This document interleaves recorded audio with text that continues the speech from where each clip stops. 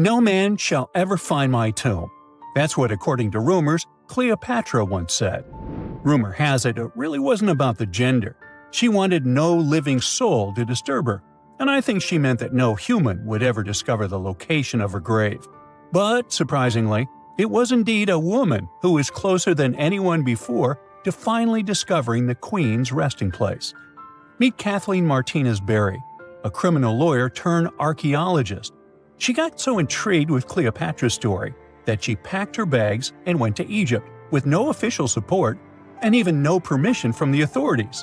All she had was pure determination to find the Queen's tomb. Now, you could say Kathleen had always been ahead of the game. She skipped grades in school, mastered piano, chess, swimming, and martial arts, and grew up listening to top intellectuals debating in her home. And she even got her law degree at just 19, and archaeology was her side passion. She had never actually been to Egypt, never dug up a single artifact. But her fascination with Cleopatra went all the way back to an argument with her father in 1990. That day, she walked into his library looking for a copy of Antony and Cleopatra by Shakespeare. Her dad, Fausto Martinez, a professor and legal expert, casually called Cleopatra a seductress. Kathleen wasn't having it. She fired back, arguing that history had been totally unfair to Cleopatra. The Romans, she said, wanted to destroy her reputation, and for centuries, people had just believed their version of the story. The debate went on for hours, and in the end, her father admitted maybe he had judged Cleopatra too harshly. That conversation changed everything for Kathleen. From that day on, she read every ancient text she could find, especially Plutarch's account of Cleopatra and Mark Antony. The more she learned, the more convinced she became that Cleopatra wasn't just some queen who fell for the wrong guy. She was a genius, playing a dangerous political game to keep Egypt independent. And the more she read, the more she started thinking, what if everyone had been looking for Cleopatra's tomb in the wrong place? That thought stuck with her. When she was caring for her second child, she earned a master's in archaeology. Multitasking. That reignited an obsession that would take over her life, uncovering the truth about Cleopatra. Even though most experts believe that Cleopatra's tomb, along with the final resting place of 13 other Ptolemaic rulers, lies somewhere beneath modern-day Alexandria, Dr. Martinez has a different idea. She believes Cleopatra was buried at Taposiris Magna, an ancient temple dedicated to Osiris, the Egyptian deity of the afterlife. But she still needed an ancient foundation plate. These plates, about the size of a smartphone, were placed beneath important temple structures and often contained inscriptions explaining when and why the temple was built. If she could find a plate that confirmed the temple was dedicated to Isis, Cleopatra's patron deity, she'd have solid proof that this was the right place to look. Nothing could deter Martinez. She excavated the entire temple site, digging deeper than anyone before her. Her team found coins with Cleopatra's name and face stamped on them. It meant Cleopatra had a direct connection to this site. Then, they uncovered something even more interesting: a tunnel used to bring water to people, leading straight from the temple into the Mediterranean Sea. So, if parts of the temple had already sunken into the water, could Cleopatra's tomb be down there too? Martinez needed proof to convince Egyptian authorities to let her search underwater. And, against all odds, she found the missing foundation plate. On it, the pharaoh offered a large area of Nubia to deity Isis. That was it, the confirmation she needed. The temple was indeed dedicated to Isis, proving her theory wasn't just speculation.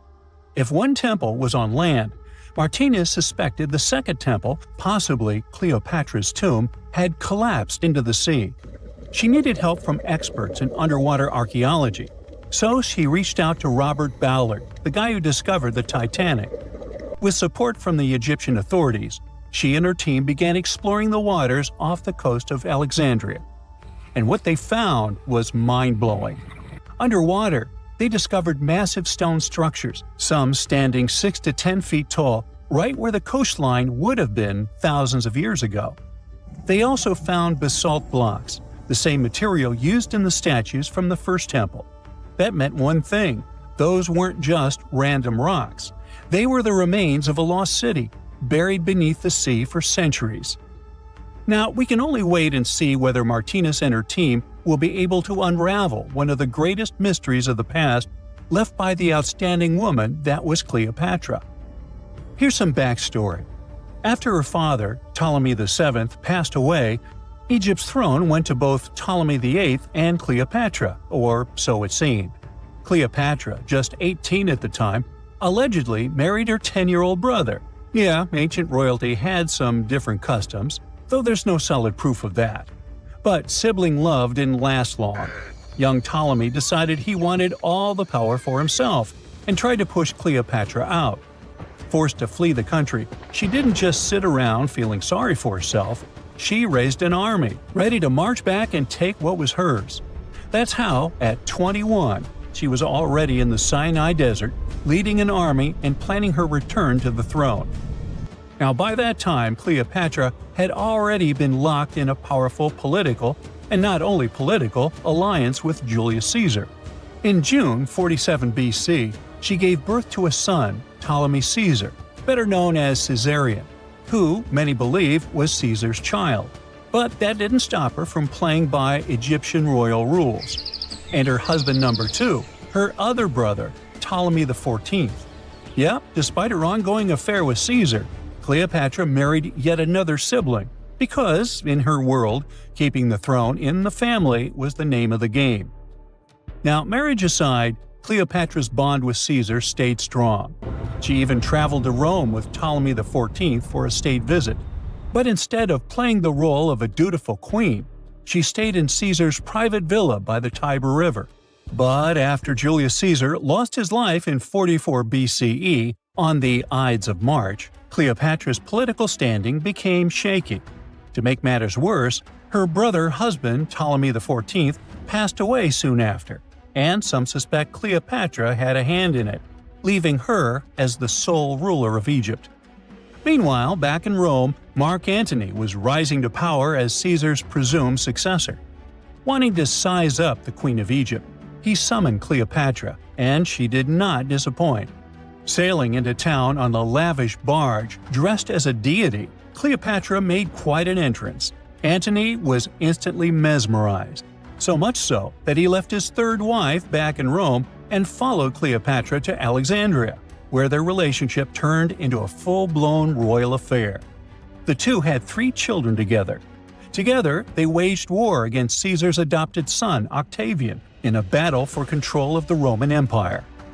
The last time the queen was seen, she was in her mausoleum, dressed in full royal splendor, diadem on her head, lying on what Plutarch called a golden couch.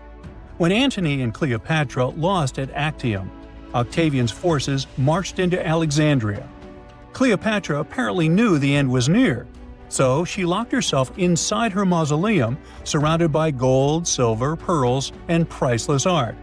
Those were the treasures she threatened to burn rather than let the Romans take them. Antony, meanwhile, wasn't going to let the Romans capture him alive. He wounded himself with his own sword, but before he passed away, he was carried to Cleopatra's side. She held him as he took his last breath in her arms. A little over a week later, Cleopatra made her own choice. Rather than face humiliation as Octavia's prisoner, she ended her life. Legend says it was the bite of a deadly asp, though history isn't quite clear on that.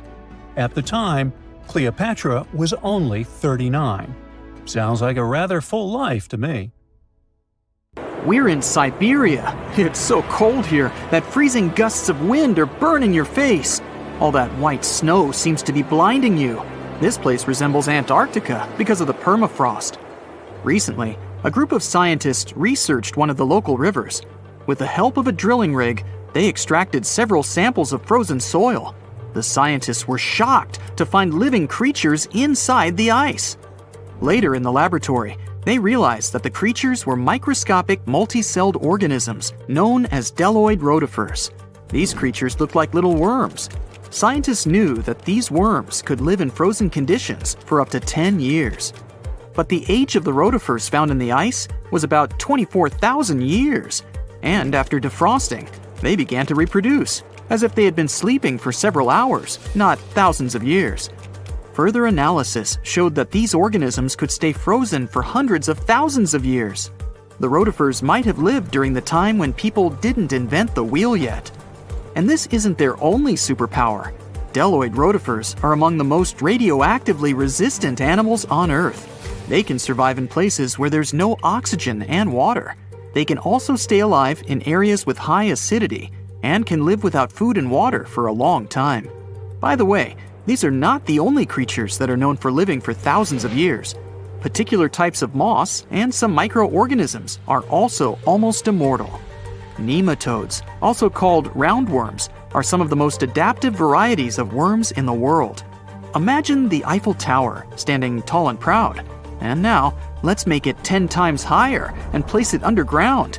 Exactly at this depth, many thousands of feet under the surface, scientists discovered these creatures. There's no sunlight and almost no air in this place. And since it's much closer to Earth's core than the surface of our planet, the temperature here is higher than in the middle of the hottest desert. Millions of tons of soil above create insane pressure. But all this couldn't prevent life from developing here. When roundworms run out of air, food, or when the temperature becomes too high, they get into a unique state of stasis, or deep hibernation. In this mode, the worm's metabolism slows down, and almost all the processes in their bodies stop. The creatures can sleep for a very long time, and only wake up when the environment becomes more livable. By the way, you don't have to go so deep underground to find these creatures. Nematodes are found all over the world. They can live in hot springs, deserts, high in the mountains, among the harsh ices of Antarctica, or inside animals and humans. Our next invulnerable creatures are tardigrades, also known as water bears. These are microscopic 8-legged invertebrates closely related to arthropods. It's impossible to see them with the unaided eye. But a conventional microscope will allow you to see tardigrades in detail. They look like minuscule bears. They're called water bears because they need a thin layer of water around their bodies at all times. It's necessary to prevent dehydration. Tardigrades have been found in all kinds of environments, from ocean depths to sand dunes. They're incredibly robust thanks to their unique organism structure. Yeah, they look soft, but their body is covered with a tough cuticle. This coating resembles the exoskeletons of grasshoppers, mantises, and many other insects. Water bears shed their old layer of the cuticle when they need to grow. Each of their 8 legs has 4 to 6 claws, which helps them cling to any surface. The bears can survive at a temperature that's almost 3 times as cold as the temperature in the ice of Antarctica. Heat doesn't harm them either. They have been proved to survive at the temperature that makes water boil. Also, water bears are not afraid of radiation and high pressure. In the depths of the ocean, pressure can destroy alloys of the strongest metals, but these creatures can withstand pressures 6 times greater. But the coolest thing is that they can live in the vacuum of space. Our planet has a magnetic field. This is a shield that protects us from solar radiation. Tardigrades don't need this protection. They can go into near-Earth orbit and come back unharmed, all thanks to a protein protecting their DNA from ionizing radiation. Like other immortal organisms, water bears can fall into a state of cryptobiosis. Tardigrades pull their head and legs inside their bodies and fall asleep. If the surrounding conditions suggest freezing, drying out, or experiencing a lack of oxygen, they will remain in this barrel form until the situation improves. So those are microscopic organisms and microbes that can only be seen through a microscope. But how about something bigger? Meet ironclad beetles. They live in the southwestern US and Mexico. These insects cannot survive high temperatures, live without oxygen, or in conditions of increased radiation. But their shells are so tough that they can only be pierced with a drill or hammer. Their durable exoskeletons are made of a special substance, chitin. It can also be found in the armor of crabs or shrimp. And still, the chitin of the ironclad beetle is so durable that it allows this creature to withstand the impact of a car moving at high speed. In times of danger, they can hide their whiskers and strong legs in special recesses in their shell. Other animals can't bite through the armor, so they spit the beetle out and leave to look for lunch somewhere else. As soon as the danger disappears, the bug stretches out its legs again and goes about its business.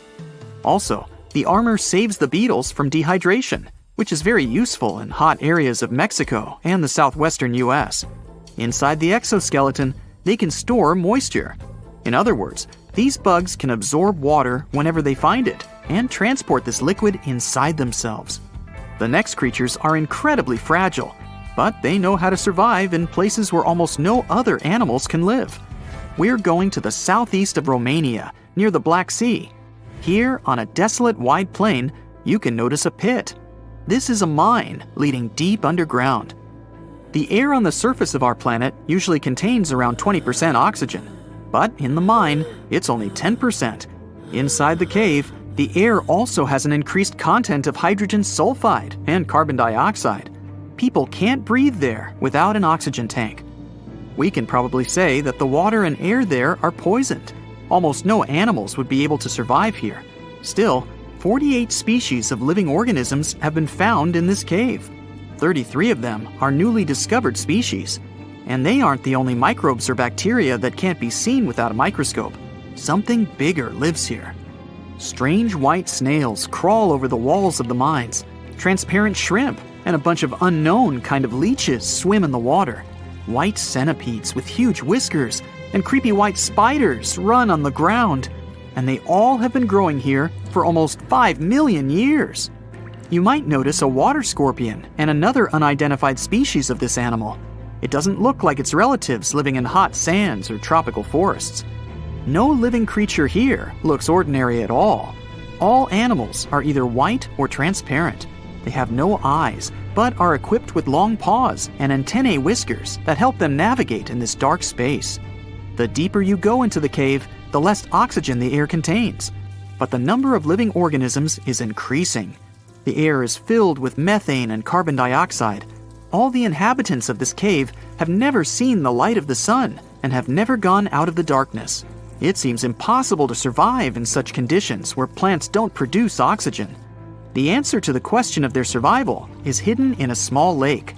The surface of the water is covered with strange foam. If you look closely, you can see that this white substance is alive.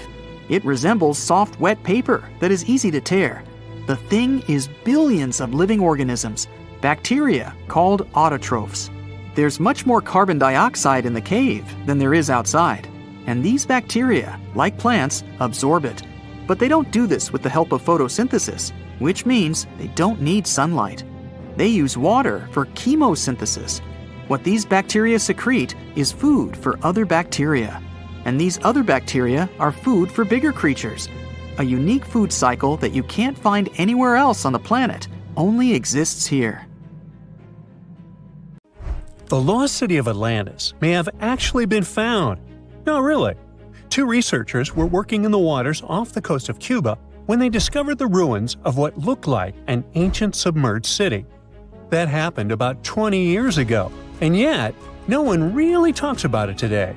It's like the authorities just took the research, locked it away in some top-secret room, and decided no one else should know about it. But why? Well, I'm going to tell you.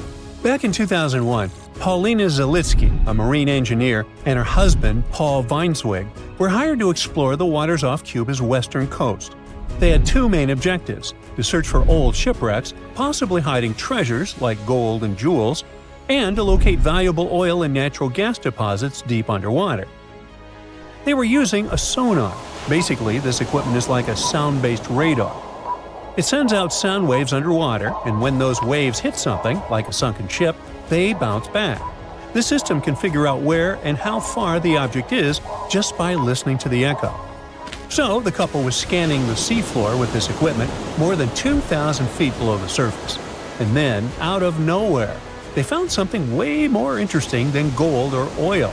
They found stones. Not just any stones. I'm talking huge, perfectly arranged stones. Kind of like a mini version of the pyramid at Chichen Itza, or even better, like a bunch of tiny submerged Chichen Itzas. Yep, they saw that, or at least they think they did. The thing is, sonar doesn't work like a camera. It definitely doesn't record video or take actual pictures underwater. What it does do is create images using sound. And those images are usually just outlines or shapes, kind of like a blurry black and white sketch. It shows you where things are, but not exactly what they look like. And that's exactly what happened back then. The equipment started producing images of these perfectly organized stone structures, and it really looked like some kind of urban development. I mean, the site was just too organized, too symmetrical to be just random rocks. But it sounded too good to be true. I mean, this discovery could totally change everything we know about ancient civilizations on the American continent. So the scientists decided it would be too irresponsible to announce anything without finding more evidence first. And that's why they decided to go back to that same spot. This time they sent down an underwater remotely operated vehicle to actually see what was going on beneath the sea. See? This robot was basically an underwater cameraman. And yep, it confirmed it. There was definitely something strange down there. It looked like an ancient city made of huge, smooth blocks of granite. These rocks were about 8 feet by 10 feet. Some were in pyramid shapes, others were circular. Some seemed to be deliberately cut and then stacked on top of each other, while others appeared isolated from the rest. Together, they looked like they were forming corridors and outlines of rooms. It was like finding large buildings in the middle of an underwater desert. These images were enough for Zalitsky to seal the deal. Back then, she confirmed that this amazing structure, her words, could have been a large urban center. Again, her words. Then the couple started to speculate. They said that these structures were probably built more than 6,000 years ago, which would make them older than the Great Pyramids of Egypt. It's even older than the famous Maya, the civilization that used to live in the Americas and is known for their ancient and advanced temples. The research also suggested that these structures might belong to a civilization that lived on the American continent thousands of years ago, and that we didn't even know about. This supposed civilization once thrived on a 100-mile land bridge connecting Cuba to Mexico's Yucatan Peninsula. But then, something catastrophic happened. According to their theory, the Earth's faults shifted beneath the surface, leading to a massive earthquake. Then, in the blink of an eye, the entire bridge was destroyed. The land was swallowed up by the sea and ended up at the bottom of the ocean, and this civilization disappeared. Of course, all the connections to the famous Atlantis myth got the media totally hooked on the story. News websites ran headlines like "Lost City of the Caribbean Found" and "Atlantis Found in Cuba." So, could that really be Atlantis? I mean, did they finally find the remains of this supposedly super advanced and lost civilization? Well, it's hard to say. From the start, part of the scientific community wasn't buying into the story too much. First, there's the issue of the date. Saying that this civilization existed at this spot at least 6,000 years ago just wasn't very credible. Then, some European archaeologists argued that the stones they found using sonar might just be natural limestone, not perfectly sculpted granite. And third, it was too deep. Even with the whole theory of earth faults opening up and swallowing everything, it's still hard to explain how an entire city ended up so deep in the ocean. For comparison, there is Heraklion, a real ancient Egyptian port city that got submerged. Today, it is only about 19 feet underwater. But this so-called Atlantis city is at depths between 2,000 and 2,460 feet. See how that's totally different, right? People think it would have taken around 50,000 years for such stone structures to sink to the depth where they are said to be found. And according to experts, none of the known civilizations from that long ago had the ability to build such structures. But for Zalitsky, yes, it was possible. She still believed in the fault theory to explain how this land ended up at the bottom of the ocean so fast. Big movements of the Earth's tectonic plates are usually followed by things like volcanoes and earthquakes. So, according to her, it's a powerful event, and the island sinking could have happened really quickly. This earthquake theory could also explain why some of the megaliths on the seafloor look organized while others don't. But to really prove any of this, they needed a specially designed robot to go down there again and take samples of the rocks and sediment. That way, they could figure out how old the rocks were and maybe even find signs of human life, like carvings, sculptures, or artifacts. The problem is, drilling into those structures isn't easy. They look like granite, and drilling granite that deep underwater is seriously tough. And more than anything, they needed money to do it, a lot of it. So maybe they just never got the funding. Because even with all that initial hype, no further explorations or studies were ever reported. And that lack of follow-up sparked a lot of speculation. Some people even wondered if the story got shut down on purpose, like maybe the authorities wanted to keep something top secret. As if this underwater city was built by some kind of higher extraterrestrial being, and they just don't want us to find out. But truth be told, the strongest argument for saying, yeah, that is definitely a lost city, is that nature supposedly couldn't have built something so symmetrical. Geologists did try to find natural explanations, or at least similar examples from other parts of the world, but they came up short. Still, just because we haven't found a clear natural explanation doesn't mean there isn't one. Nature can create some pretty wild and unexpected stuff, so honestly, that whole too perfect to be natural angle is kind of a weak argument. What most likely happened is that experts just weren't convinced it was actually a sunken city. And that's probably why no one followed up on their work. Over time, the buzz faded, the story disappeared, and the site slipped back into silence.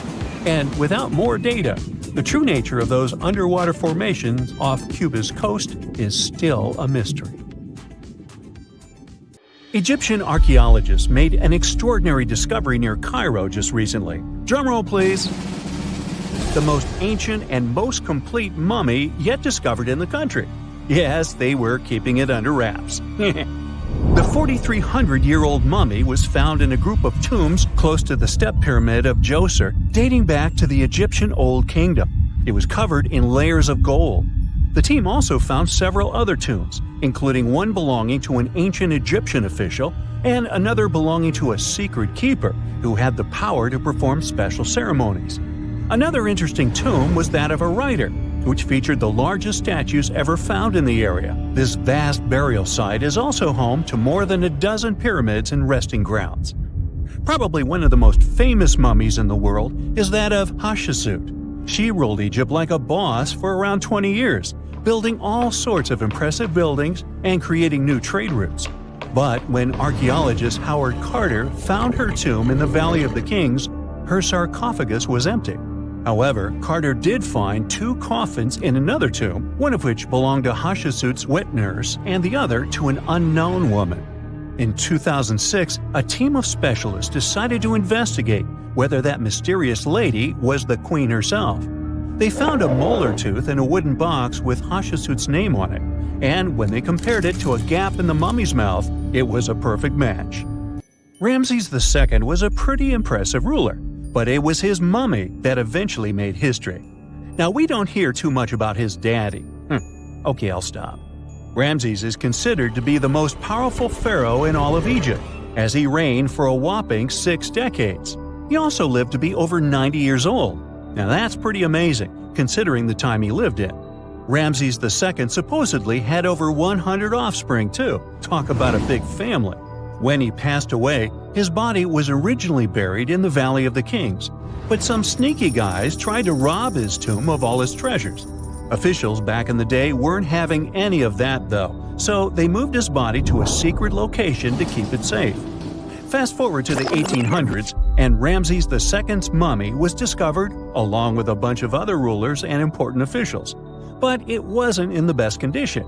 So archaeologists flew it to Paris to get it, pampered. Problem was, he couldn't just be transported into another country. The only solution available was to give Ramses II his own passport. His occupation was listed as king, and the document even featured his photo. Most mummies aren't necessarily known for having the most hydrated skin. But that of an ancient woman, also known as Lady Di, proves otherwise. No, not that Lady Di. This wealthy lady from ancient times was discovered in an ornate tomb in 1971, and she looked fabulous, if we can say so about a mummy. Thanks to the special conditions in her tomb, like the moisture in the environment and the lack of oxygen, her body was almost perfectly preserved. Her skin was soft, her hair was on point, and she was still flexible. The museum that now proudly displays her mummy also shows a ton of fancy items that were buried with her, like dinnerware and musical instruments. Archaeologists investigated the mummy further and discovered that she passed away from a heart attack at around 50 years old. Even though it hasn't been around for over 2,000 years, Lady Di is still making history.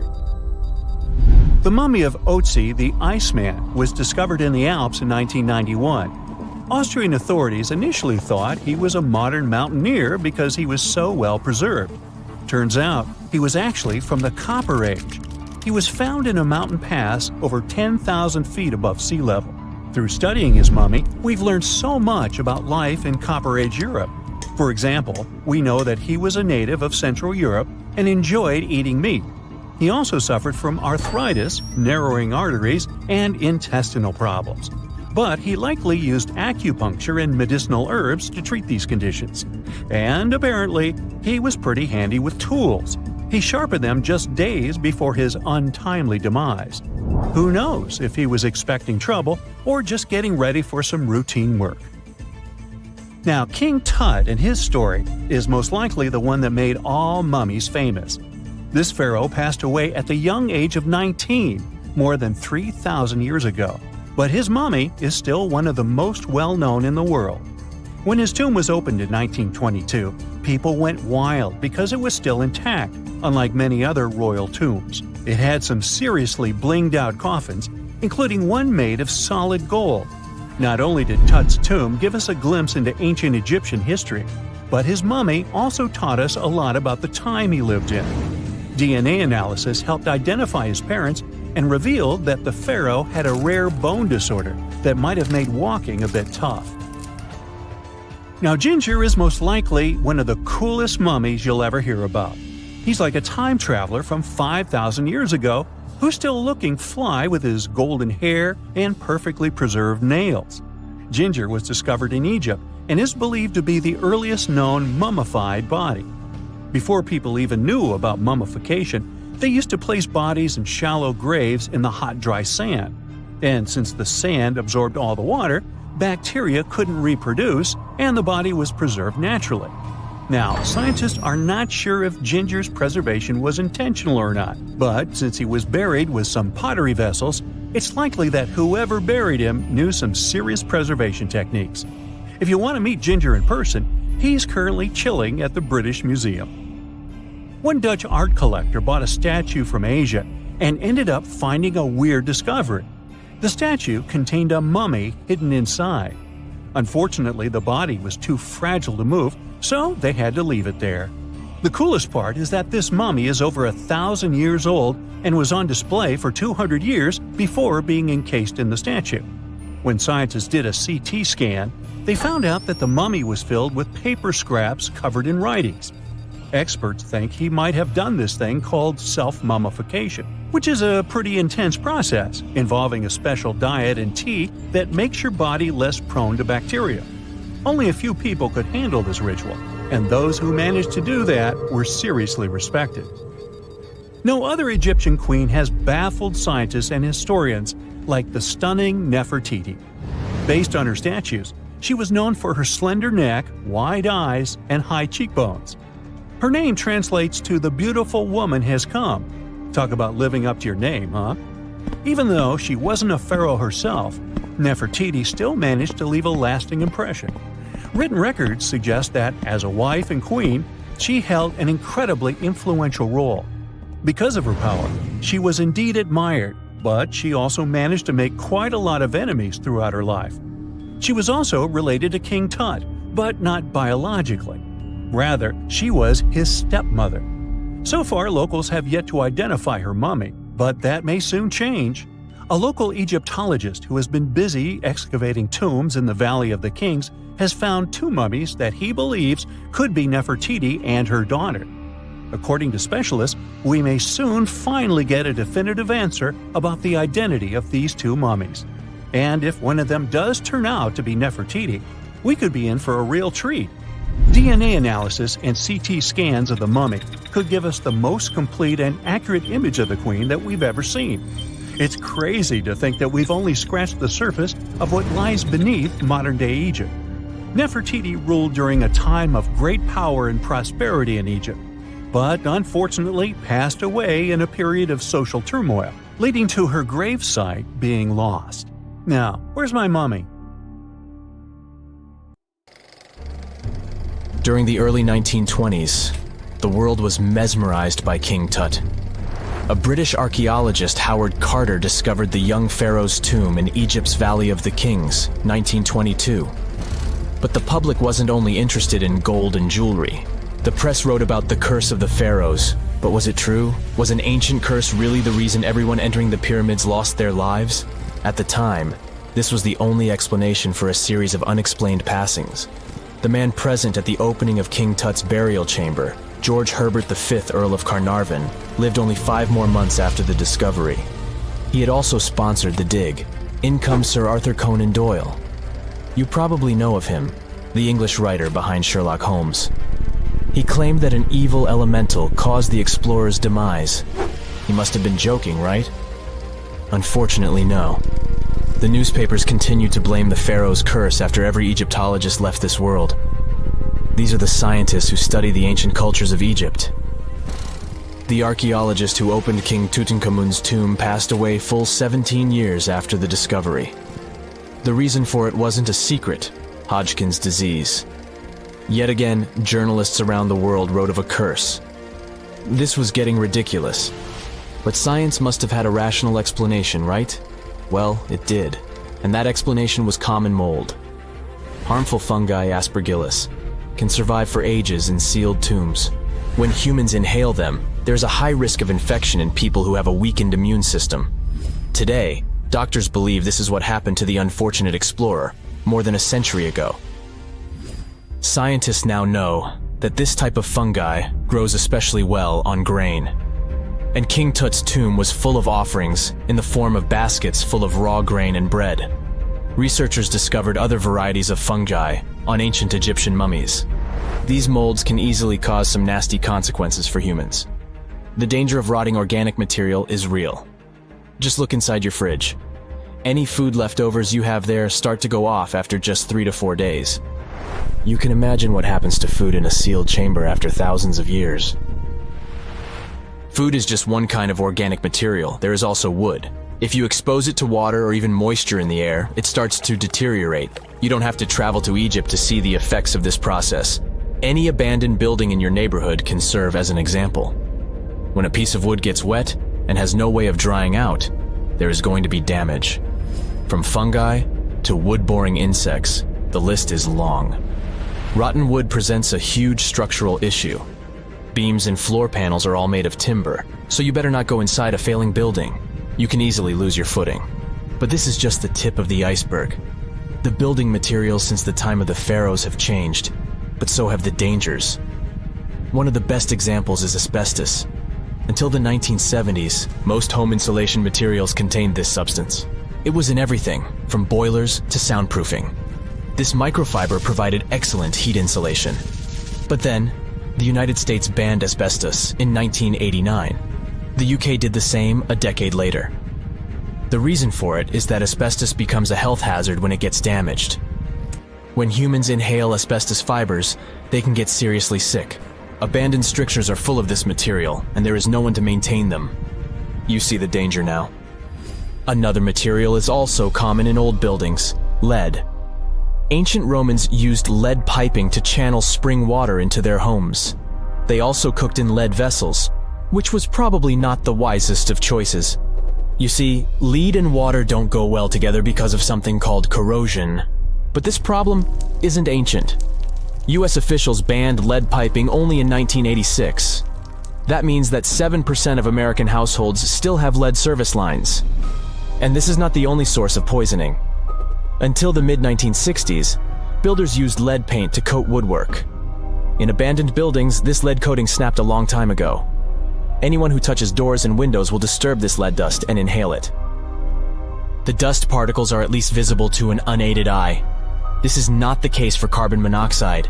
This gas has no color, so you can't see it. It has no odor, so you can't smell it. No way to detect a carbon monoxide leak at all. And how does this dangerous gas usually escape? Poor maintenance. Well, abandoned buildings have zero maintenance. 1 second, you could be exploring an old factory, and and the next you could feel dizzy with and have a terrible headache. These are just some of the symptoms of CO poisoning, the less severe ones. But what is the source? All it takes is for an old boiler to finally give way after years of neglect. We've reached an important question. What is the main factor in air quality inside a room? If you are thinking the level of oxygen, try again. It turns out that oxygen levels drop by only 0.3% in 8 hours inside an airtight room. This is a room in which doors and windows are sealed with tape, so the decrease is even smaller in normal conditions. Oxygen isn't the main problem. The levels of carbon dioxide rise sharply inside a sealed room. This is the direct result of human breathing. We inhale oxygen and exhale CO2. Think of it as a waste gas. Normally it's only a tiny portion of the air we breathe, 0.04%. But in a sealed room, high levels of carbon dioxide will make you feel drowsy. And that's the last thing you need when inside a dilapidated building. Carbon dioxide will decrease your ability to think clearly. Researchers from Harvard did an interesting study in 2016. They had office workers come in 6 days in a row to complete a problem-solving test. During the week, they gradually raised the carbon dioxide levels in the mock-up office. The results of the same test kept getting worse over time. There are many factors at play, but CO2 levels definitely had an impact on the workers' problem-solving ability. The test took place inside a typical office environment, not inside a crumbling building where visitors must watch their every step. When I say visitors, I really mean trespassers, and trespassing is a criminal offense in the United States. This goes both for private and public property. If you defy the law, you can be fined up to $5,000 or even face lockup time. That should make you think twice before jumping over a fence with a no trespassing sign. But again, you might not be the only one inside. You can never know who else is in the building. Perhaps a person up to no good? It doesn't have to be a person at all. Animals can pose a threat as well. You would be startled if you saw a rat, for example. But the poor animal would be scared as well. It might bite you. The list of diseases rats carry is pretty long. But rodents' teeth can cause other forms of damage. They grow constantly, so the animal has to constantly nibble on something to stop them from overgrowing. If you ever felt peckish at 1 a.m., you know the feeling. Electric cables are high on the rodents' menu. Abandoned buildings have plenty of those. Old wiring is dangerous on its own. Structures erected before 1984 often used wires made out of aluminum. Today, copper is the standard because an aluminum wire is 55 times more likely to catch on fire than a copper one. Flipping a switch in a rundown building can cost you your life. Be on alert for telltale signs that something is wrong. Lights that flicker, sparks from sockets, and the smell of smoke. And yeah, don't count on an earth cable to protect you from electrocution. Ground cables became standard only in the 1960s. This just in, the world's oldest pyramid was built during the last ice age. And I'm not even talking about Egypt.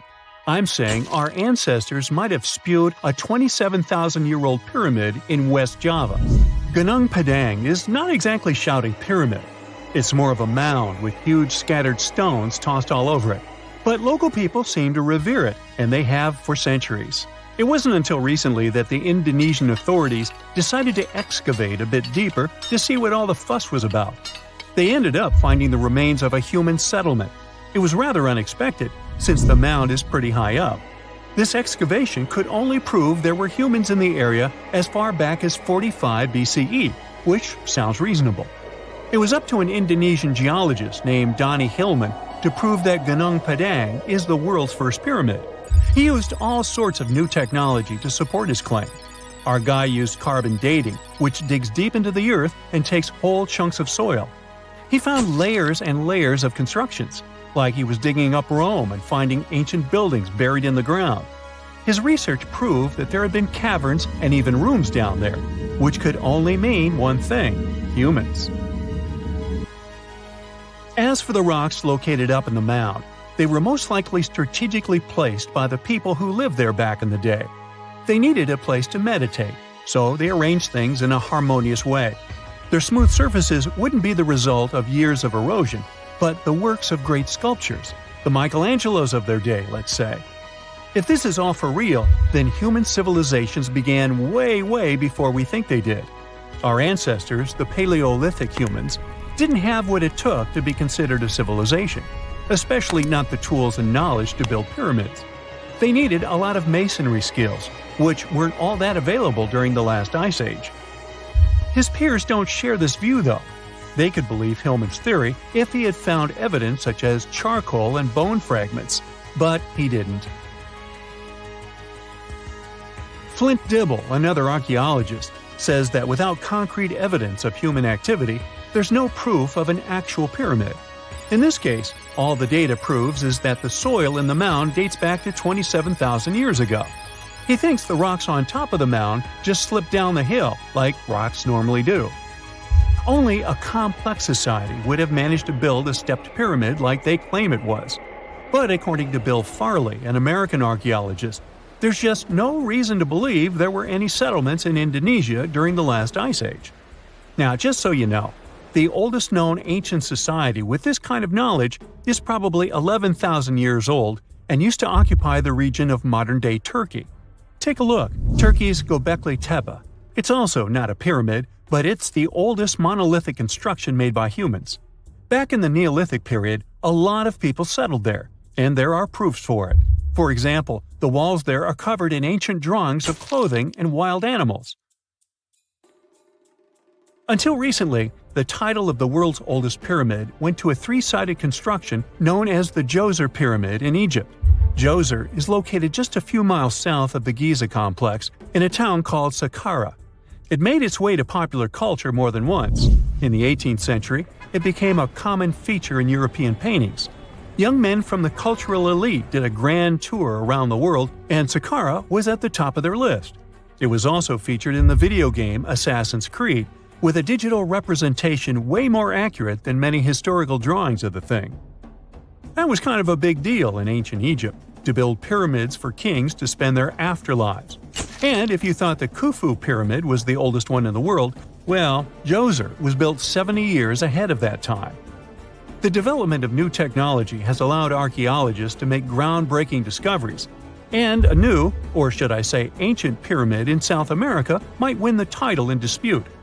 It turns out that pyramids were also pretty fashionable in the Americas in the old days.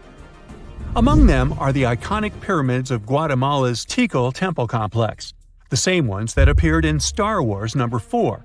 But to find the oldest pyramid in the Americas, one would have to travel to Peru.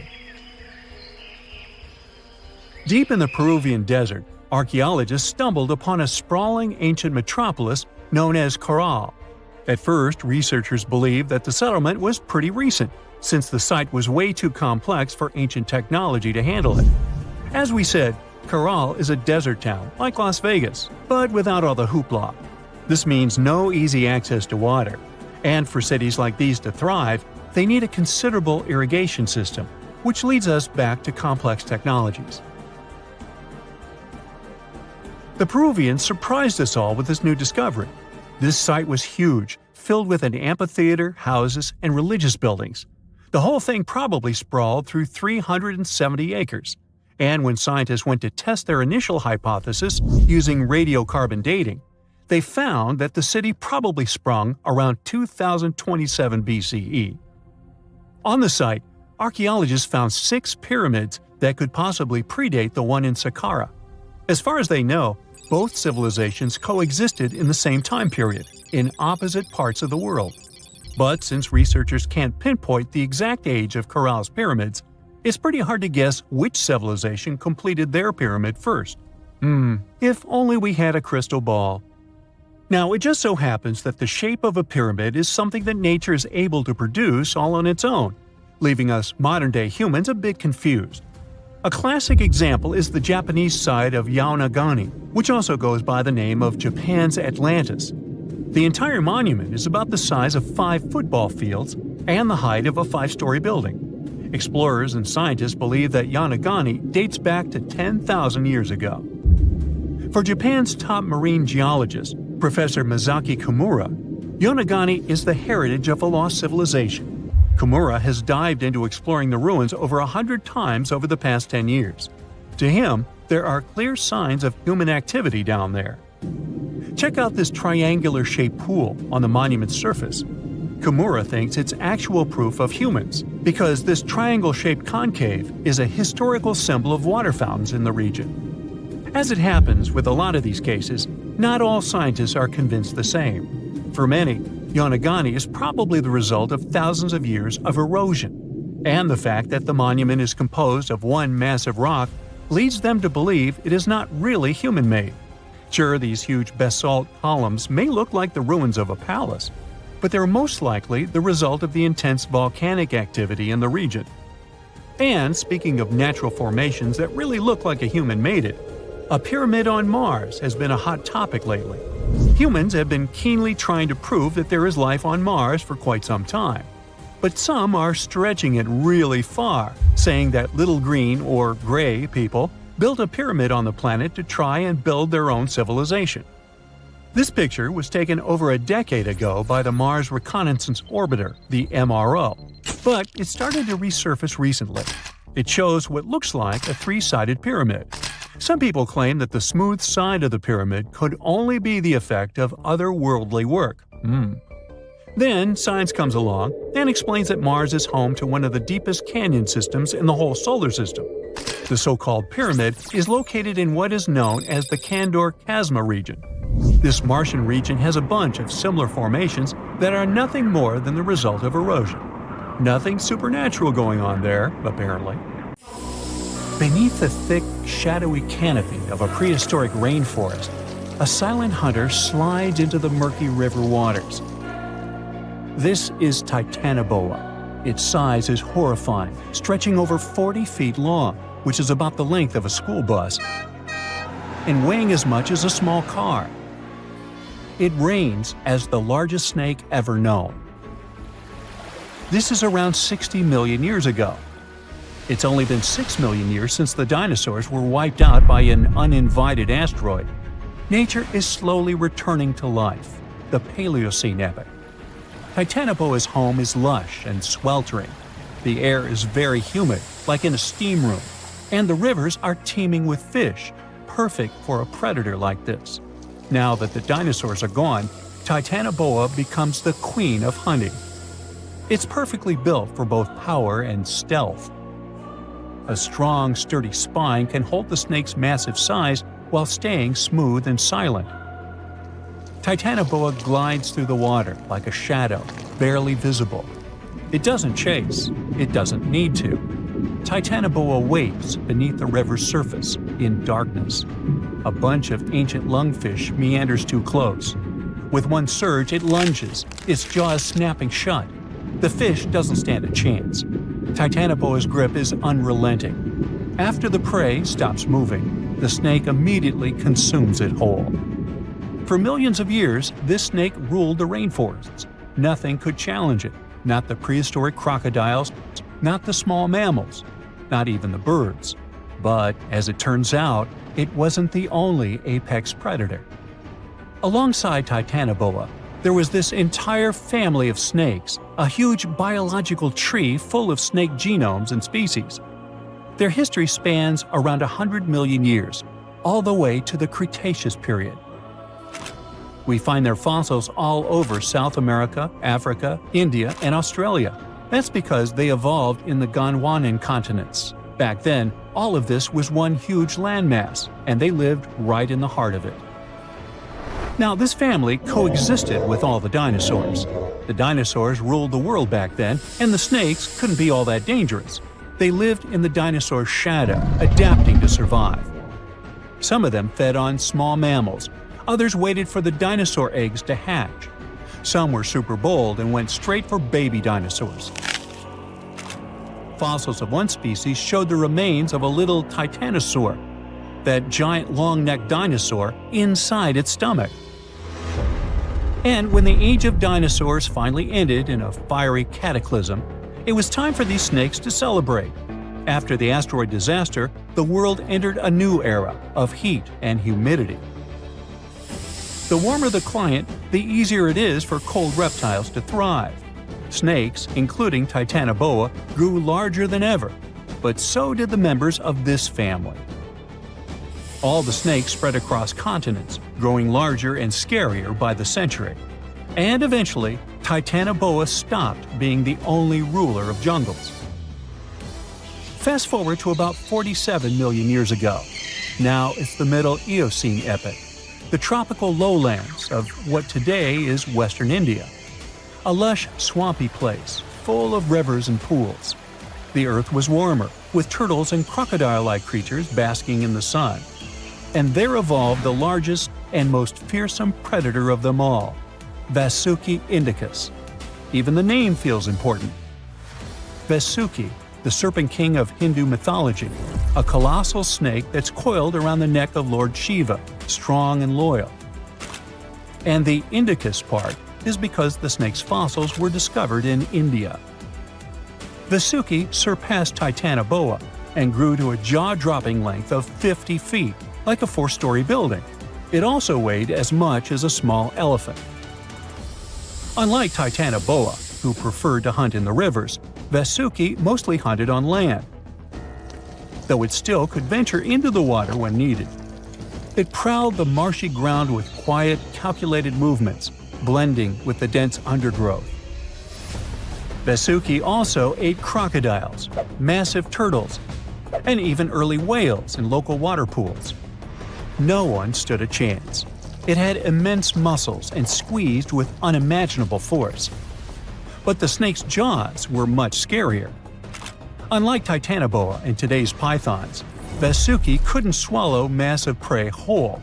Instead, it ate them alive with its teeth, just like this. Fast and absolutely brutal, it was an apex predator of its time. And don't forget that we're not talking about one Titanoboa or one Vasuki. These snakes were part of entire populations. In the Paleocene, rivers were full of various Titanoboas.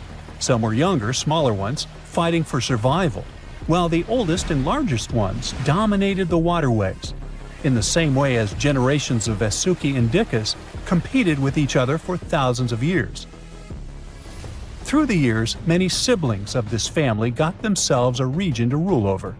For example, alongside Vasuki, this big guy was thriving in northern Africa, in what is today's Egypt.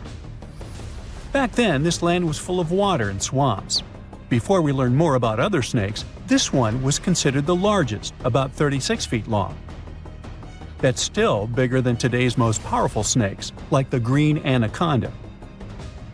But then, we reached the Pleistocene epoch, from about 2.5 million years ago to only 11,000 years ago.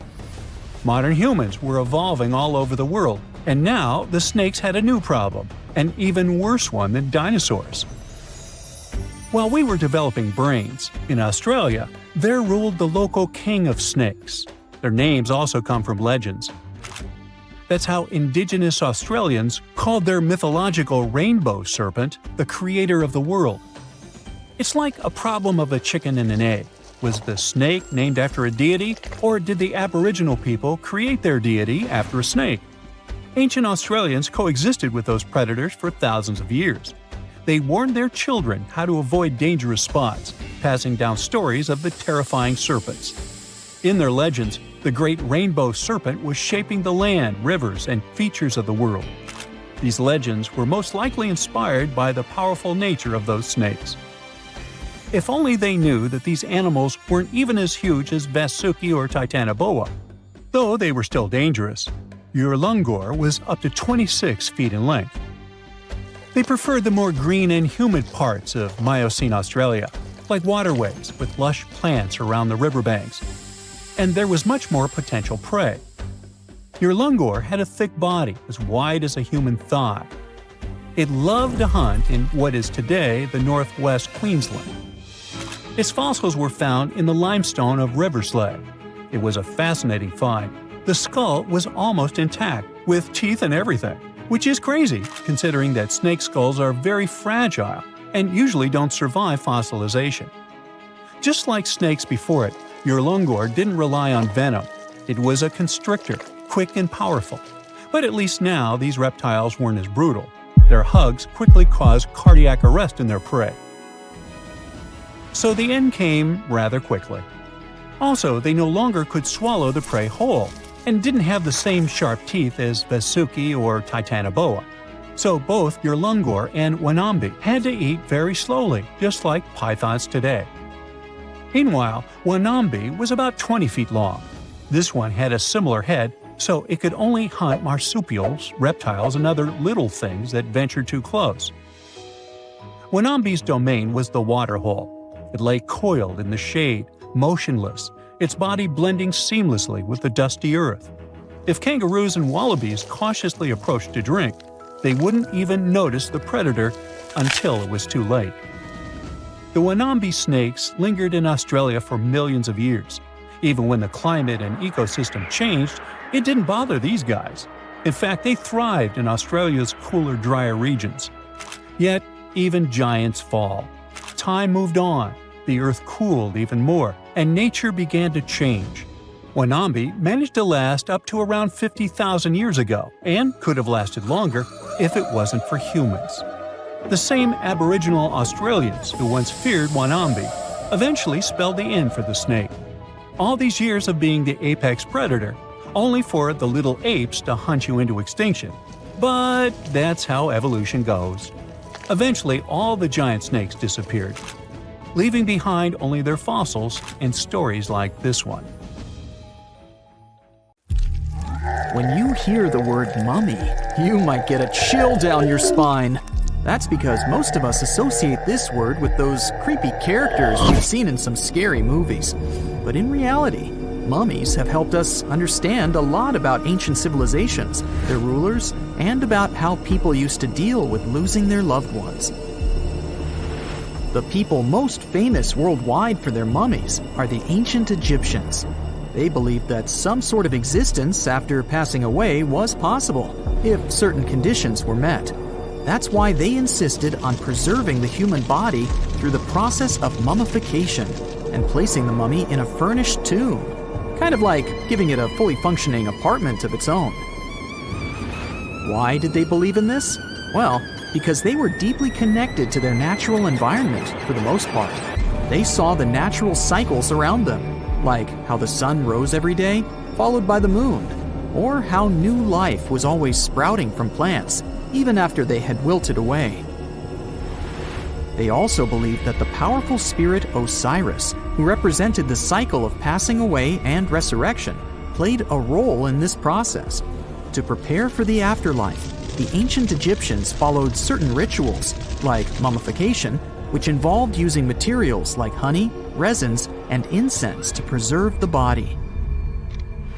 There's no other mummy more popular than that of King Tut. He was a young pharaoh who ruled over 3,000 years ago in Egypt. The problem with discovering ancient royal tombs is that most of such burial sites were previously robbed. People knew ancient rulers had been left with many valuable belongings, so those locations became vulnerable to thieves. When King Tut's tomb was opened in 1922, people were excited because it had not been robbed, like many other previously discovered royal tombs. That's how well hidden it was. Inside, his mummy was encapsulated in a total of 3 coffins, including one made of gold. The objects found in his tomb showed us what ancient Egypt was like, and studying his mummy also helped us learn about the culture and practices popular at the time when he passed away. We also learned about his family by looking at his DNA. Scientists were able to discover that he had had a disease called malaria and a problem with his foot that might have made it hard for him to walk. Ramses II was another pharaoh in Egypt who ruled for 68 years, which was quite a lot back in the day. He was known for his expansion campaigns and building projects. Many objects from his time as a ruler still exist today, including a large statue of him.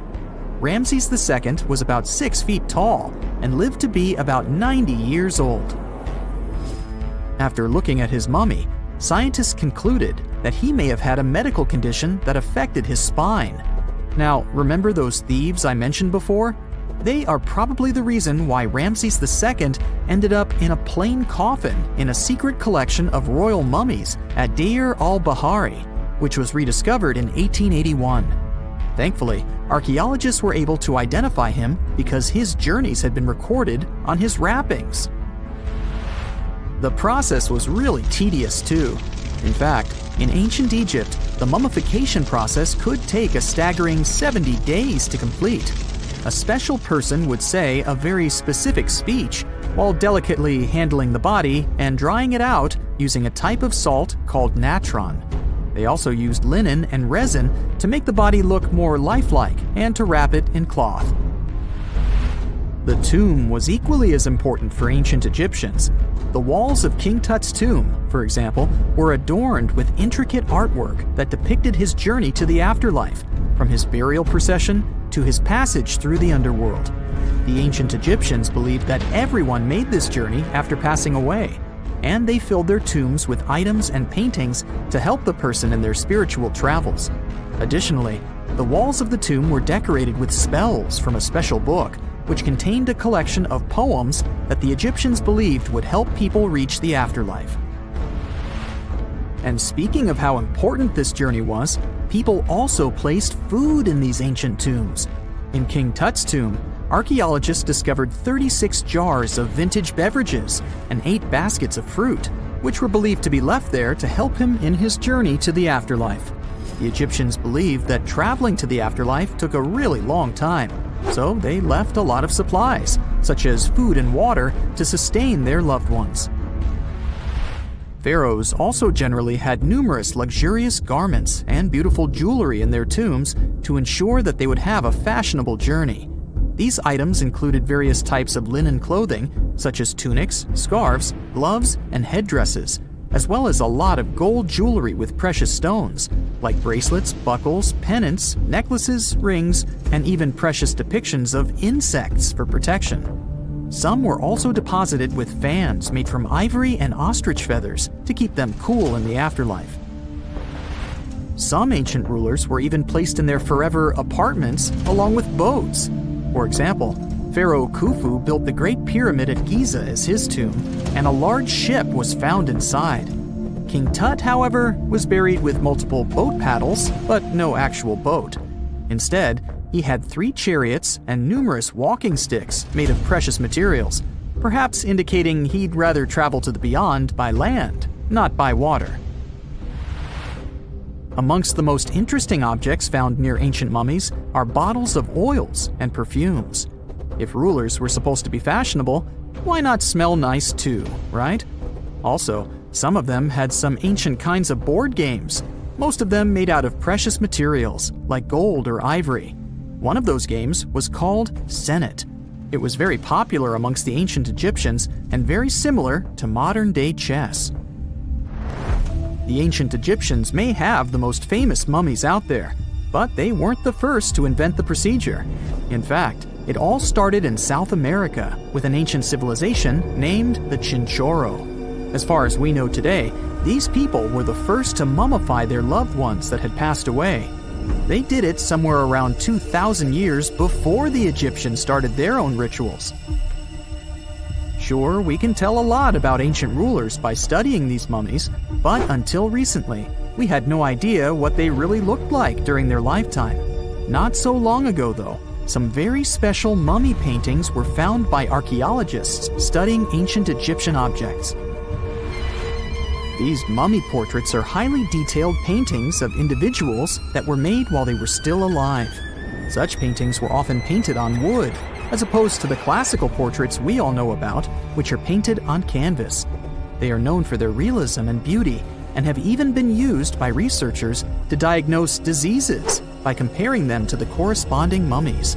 Some of these portraits also include depictions of jewelry, which was later found on the mummies.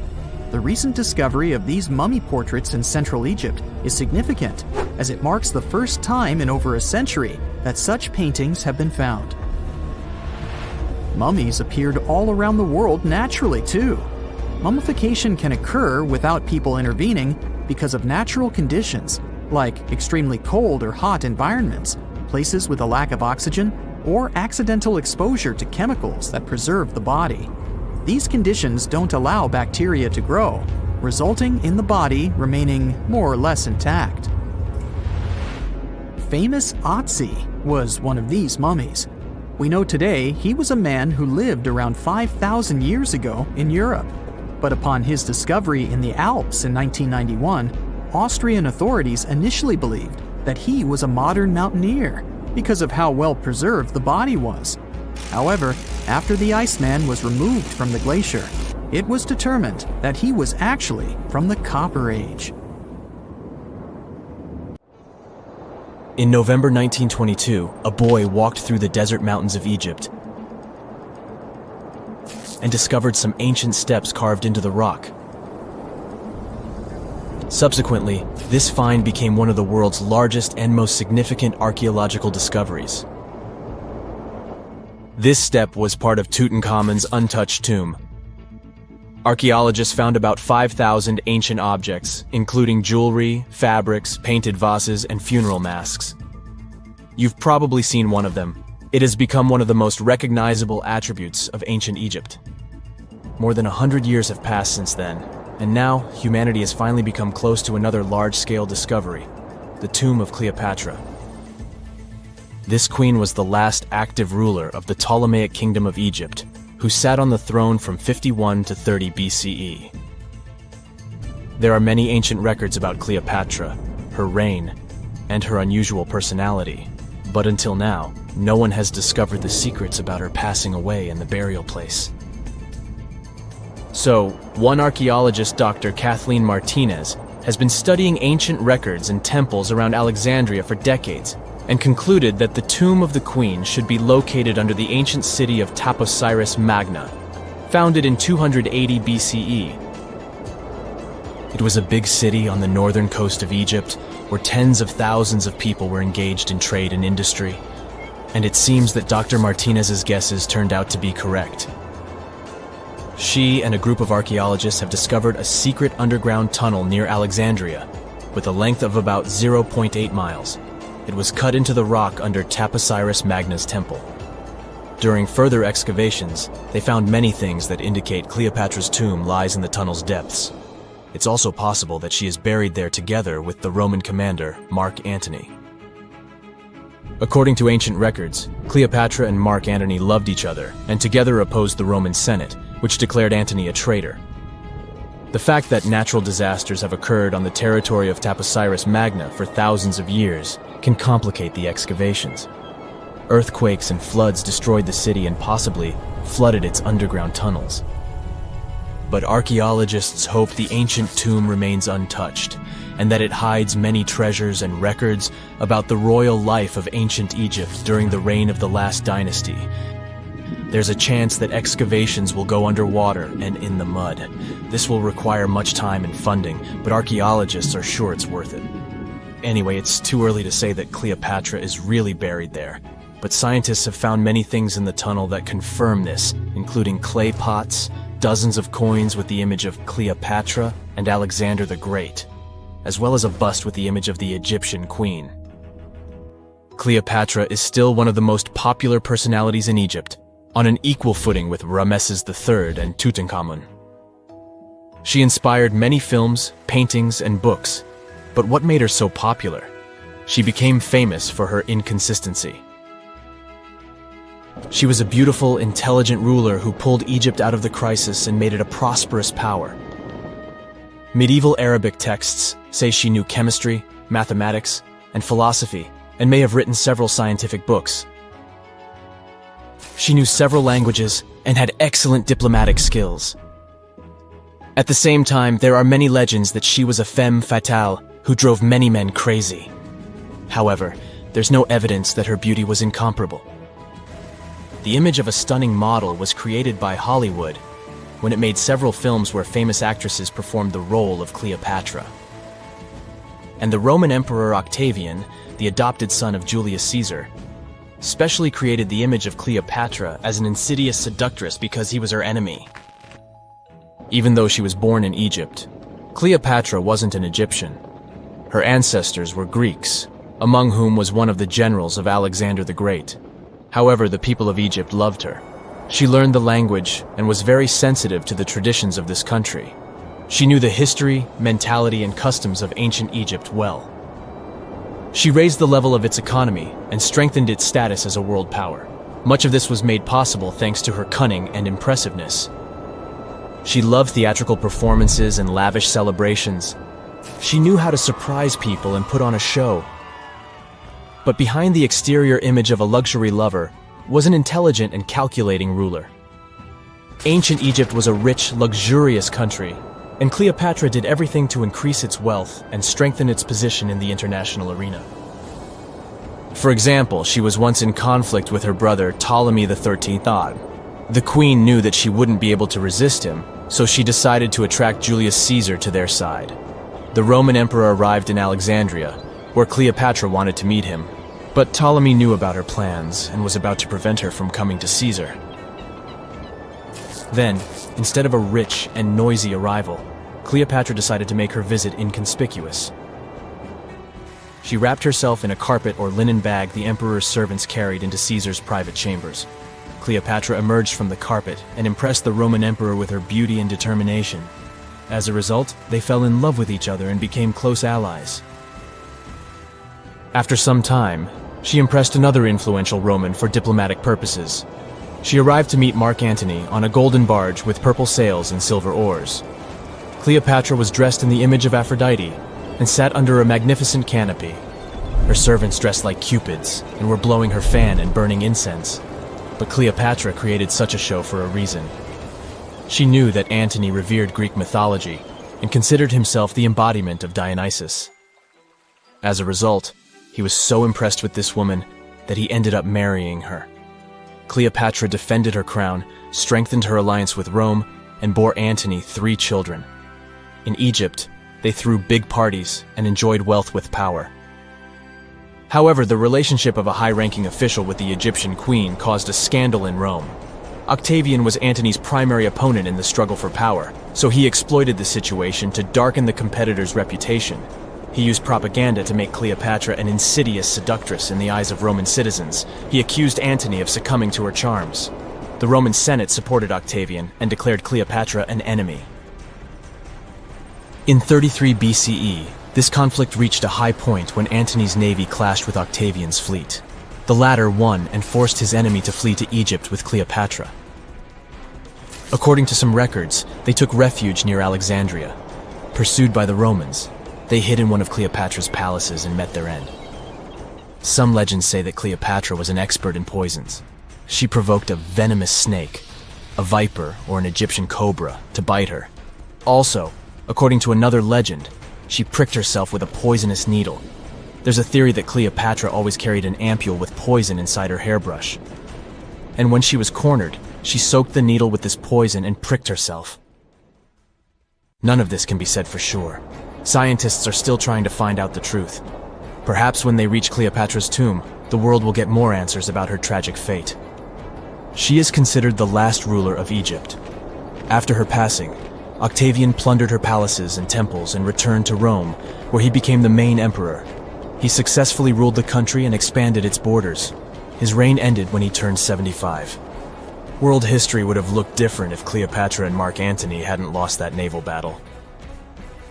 By the way, did you know that more time has passed between Cleopatra's reign and Neil Armstrong's flight to the moon than between the reign of the Egyptian queen and the construction of the Great Pyramid of Giza?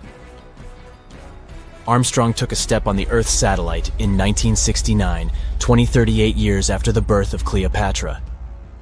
And the construction of the pyramid took place in 2560 BCE.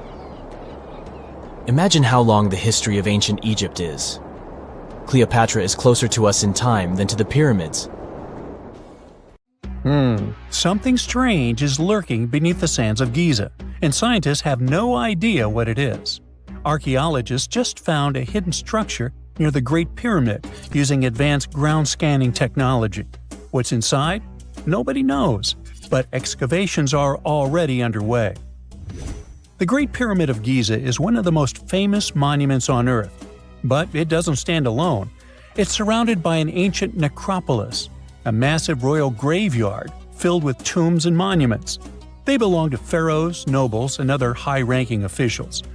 Most of these tombs are above the ground. They're called mastabas, rectangular, flat-roofed tombs built from limestone or mud brick, and they've been studied for decades. But from old movies, we know that these weren't simple graves. They have deep vertical shafts leading to underground burial chambers, where the past was sealed away for eternity. And recently, archaeologists found one curious empty space in the cemetery, a completely unexplored patch of ground. No mastabas, no visible ruins, nada. For years they ignored it, but between 2021 and 2023, they decided to investigate. They didn't dig though. Instead, they used a technology that kind of acts like X-rays for the ground. These radars let scientists see the secrets hidden there. And there was something hidden beneath the sand, something deliberately buried and forgotten. A two-part underground structure. One part was shallow and L-shaped. It's about 33 feet long and buried just 6.5 feet deep. But below that, a deeper, more mysterious anomaly, a structure completely different from anything else in the area. They called it a highly resistive anomaly, which means it's dense and solid, likely made of stone, sand, or even metal. And still, no one has a clue what's inside it. Now, it's clear that humans made the L shape. It wasn't formed by nature. And the shallower structure might have been an entrance to whatever is hidden below. But they only have some theories about what might be hidden there. It's also filled with sand and gravel. It was probably deliberately backfilled after its construction, perhaps to preserve this. Why? Well, we don't know yet. The archaeological team will need to excavate to understand what exactly this thing was and why it was built. The first guess is a lost burial chamber. Many tombs in Giza have underground burial sites, but most have clear surface markers. This one, for some reason, has nothing. But it could be one of them. The second guess is an ancient offering chapel. Egyptologists know that some chapels were built in this shape, but usually they were above ground, not buried like this. And finally, it might be something we've never seen before. If this turns out to be a new type of structure, it could rewrite what we know about the burials of pharaohs. The only way to know for sure is to dig it up. And that's exactly what's happening right now. Excavations are already underway. Archaeologists are racing against time to uncover the truth. But there's a real danger there too. Giza's fragile ancient structures need to be handled carefully. Otherwise, they could be damaged beyond repair. So all we can do is wait for the truth. Now, these tombs always held fascinating mysteries. Unfortunately, we'll never learn tons of these mysteries because of some relentless tomb robbers. Egyptian tombs were built to guard the bodies for eternity. But that absolutely didn't stop people from breaking in and stealing everything valuable inside. They've been bothering these ancient sites for thousands of years, starting way back in Pharaoh's times. Many of the most famous tombs, including those in Giza, Saqqara, and the Valley of the Kings, were looted. It was a common practice in ancient Egypt. And they were serious about this whole thing. They dug secret tunnels to bypass traps and walls, bribed or threatened tomb workers to get inside knowledge, cracked open sarcophagi to grab gold, jewelry, and artifacts. And by the time modern archaeologists got to most of these tombs, they had already been picked clean. The reigning pharaohs got tired of this infuriating nonsense. The Valley of the Kings, the famous burial ground of Egyptian royalty, was supposed to be the ultimate safe zone. Tombs were built deep underground, hidden in the desert. Passages were sealed with giant stone blocks. False doors and traps were added to confuse thieves. Even curses were written on the walls, warnings of horrible endings for anyone who dared to disturb the tomb, which is exactly where we got all those horror stories about mummies from. Spoiler alert, none of it worked. Most tombs in the Valley of the Kings were fully robbed within 100 years of being sealed. Even King Tutankhamun's tomb, one of the most famous in history, was broken into twice in ancient times. Some of them decided to try and fight back. The New Kingdom rulers built hidden unmarked tombs in a way that should have prevented the looters from finding them, but didn't work. Some pharaohs, like Ramses II, were moved in secret to prevent their bodies from being stolen. Nope, didn't matter. The grave robbers always won. That's because tomb raiders weren't just random thieves. They were skilled, organized, and well-connected. They knew exactly where to look. Many were the ones who had built these sites in the first place, and they knew where the entrances were. If they couldn't smash through the doors, they'd dig through the walls, floors, and even ceilings to break inside. They also worked fast, often within a few years after the tombs were sealed, before anyone forgot where the valuable stuff was.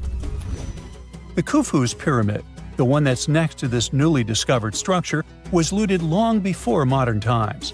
The one thing left inside when explorers got there? An empty granite box where the sarcophagus used to be. Unfortunately, it's not just about gold. History itself gets stolen during these raids. Ancient Egyptians wrote detailed records of what exactly and where they buried. So when archaeologists compare these lists to what's found, they can see what's missing, which is often everything valuable. Most artifacts don't end up in museums. They just disappear into private collections, where they can never be studied again. Which is, of course, completely unfair. In fact, a few countries have had enough and started passing laws to take historical artifacts back from private collectors. In Italy, if you own an ancient Roman artifact, you must prove you got it legally.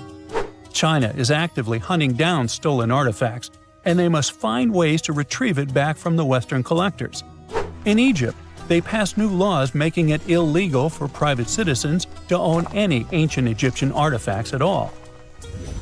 Other countries, like the US, the UK, Germany, or Switzerland, are completely fine with rich guys owning their history. The British Museum is built on looted things. European empires invaded half the planet and took whatever they wanted back home. Their museums are often full of such stolen artifacts, and unfortunately, they refuse to give most of them back. For example, the Rosetta Stone. It was taken from Egypt by Napoleon's army, then stolen again by the British after they beat the French. Egypt has been demanding to return for years, but they still can't get it back. Or the Parthenon marbles. These magnificent massive Greek structures were taken from the Parthenon in Athens by a British lord in the 19th century. Greece has been begging for them back ever since, but the UK doesn't feel like it. Not to mention tons of Mesoamerican artifacts, scattered in various museums across the world. European explorers raided Mayan and Aztec temples, took statues, jewelry, and sacred objects, and now Mexico is fighting to get them back. Well, wouldn't it be surprising even if this mysterious underground chamber has somehow been looted already? But if it's a newly found place, could it be one of the few that escaped the hands of grave robbers? Could there still be ancient artifacts, untouched for 4,500 years? We can only hope that those guys didn't get there first. A gruesome discovery took place in Egypt some years ago. You want to hear about it? 16 human hands, carefully buried in 4 eerie pits. They didn't look too much like human hands at first, since they were abnormally large, but they were. Weirdly, there were only right hands, no left hands were in sight. It turned out that it points to the practice of an ancient dark ritual. Old Egyptian art and tales talked of a ceremony where warriors would present the right hand of their adversaries as proof of victory and ask for gold in return. Egyptians believed in the afterlife, so cutting off someone's hand meant you cut off their power eternally. Guaranteeing this type of defeat was interesting to the winning party. Here, the fight was between Egyptians versus Hyksos, who lived in what was once known as Canaan. Egypt has always been the center of some history-changing findings, and some time ago, this papyrus was found. If we stretched it open, it would be just a tad bigger than the height of a skyscraper. The world's tiniest skyscraper, which is located in Wichita Falls, Texas. When humans didn't write on their notes app, they wrote on this thing, made from the medulla of a papyrus plant. Around 2,000 years ago, ancient Egyptians wrote something reminiscent of a book where they describe most of their funerary traditions and their visions of the afterlife. It's considered one of the most important texts from ancient Egypt and is still sold in bookstores to this day. This ancient manuscript was unearthed from a chamber located just south of the Pyramid of Djoser, located in Saqqara. Oh yes, Djoser is the oldest pyramid in Egypt and not the Giza pyramids like most people think. So recently, the site of Saqqara buzzed with excited archaeologists who probably found one of Egypt's oldest complete mummies. They believe that this beautiful and well-preserved mummy was that of a wealthy man. He was discovered in a deep shaft, covered in layers of gold leaves. There are many symbols that show he was an important and wealthy man, like the band he wore on his head, the bracelet on his chest, and the fact that he was embalmed with a tunic, which was reserved for Egypt's finest. The most exciting part of the entire discovery was finding the resting place sealed with mortar, just as the ancient Egyptians had left it 4,300 years ago. Now this may sound weird, but back in 2008, archaeologists discovered a missing pyramid. Now it went missing because it deteriorated over the span of 4,000 years. Today, you can only see its base. It was a pretty important site back in ancient times. It is said that around the area of the pyramid, the ancients hosted a special type of ceremony where high priests would carry mummified remains of sacred bulls. Now here's a fun fact. Ancient Egyptians believed that Apis bulls were earthly incarnations of the city deity of Memphis and was connected to rites of fertility. It wasn't just any Apis bull, though. They needed to be all black, with a single white mark between its horns and a bunch of very specific characteristics. They were selected by the local priests and honored until they passed away. After that, they were mummified and buried in underground galleries. Meanwhile, this missing pyramid sort of disappeared around the 1800s. It was a German archaeologist who first found it in the village of Saqqara. He called it the Headless Pyramid when he first found it. But then, years after the official discovery, the desert sand came along and covered the whole thing. There were some excavations between the 19th and 20th centuries, but they weren't too systematic. That's why scientists were so thrilled when they dug an entire pyramid's base after removing the 25-foot mound of sand that was covering it. Oh, and it turns out American archaeologists are excavating a cemetery in Egypt that could contain over 1 million mummified bodies. So far, archaeologists have dug around 1,700 mummies. One of the main differences from other classic Egyptian mummies is that these people weren't kings and pharaohs. They were commoners that most likely lived about 1,500 years ago, when Egypt was controlled by the Roman and Byzantine empires. The name of the cemetery is cool, though, the Way of the Water Buffalo, just in case you want to check it out on your next trip. Other than bulls and buffaloes, ancient Egyptians also liked baboons. Are you seeing a pattern here? In the beginning of the 20th century, archaeologists discovered a site filled with mummified baboons in a place called, guess what? The Valley of Monkeys. An animal wouldn't have been mummified if it wasn't considered important. Certain animals were more important than others, since they were linked to specific deities. Jackals were connected to Anubis, the ancient god of the afterlife, and cats were likened to the female deity Bastet. Baboons were a pretty big deal, since they were believed to be connected to Thoth, the deity of wisdom and advisor to Ra, one of Egypt's supreme deities. The archaeologists who studied these animals weren't too happy. They think these baboons were kept inside and were deprived of sunlight for most of their lives. They had extreme vitamin D deficiencies and they were poorly fed. Maybe Thoth got angry with these baboon keepers. Just a guess. Since there's never a boring day for archaeologists in Egypt, they also found human mummies with golden tongues. Since Egyptians were all about the afterlife, they believed that golden tongues might help a person speak once they pass to the other side. I mean, it's a long shot, but hey, why not? Some of these mummies were placed in wooden coffins with goods, such as necklaces, pottery, golden artifacts in the shape of lotus flowers and scarab beetles, and iPhones. Just kidding. A new temple was also unearthed recently in Egypt. Scientists believe it was dedicated to honor Zeus Cassios. That deity would be a cross between Zeus, the almighty Greek deity of the sky, and Mount Cassios. While digging around the Sinai Peninsula in Egypt, archaeologists spotted 2 pink granite columns poking out of the ground, and bingo. They believe these columns represented the temple's front gate and collapsed during an earthquake many years ago. And speaking of deities, there weren't only super serious deities. Recently, scientists unearthed a golden ring in a city south of Cairo. No, Frodo, it's not magical. It was a normal gold ring, but it had the depiction of the deity of fun, officially named Bes. This deity is often described in sacred texts as a happy chubby dwarf. Today, many tattoos we get are sorta deprived of any sense and are made of aesthetic purposes only. In ancient Egypt, though, women would get tattoos as a token of protection for childbirth. That's what scientists think, at least. Around the Nile region, scientists found some mummies that had well-preserved tattoos, which is a rarity since the skin deteriorates so easily. 2 of these women tattooed their lower backs, and the drawings were simple. They were mostly pictures, including that same chubby dwarf we just talked about, Bess. He also had a side hustle as the protector of women during childbirth. Now, would you believe me if I told you ancient Egyptians invented robots? No? Well, that's because that's not entirely true. Sure, they were astronomers, mathematicians, and engineers, and somehow they also squeezed an eccentric invention into that package. An automated deity some scientists called Hathor. This wooden statue had been in the Metropolitan Museum of Art for years before someone noticed its secret. With the help of an X-ray machine, specialists discovered a mechanical operating system inside it.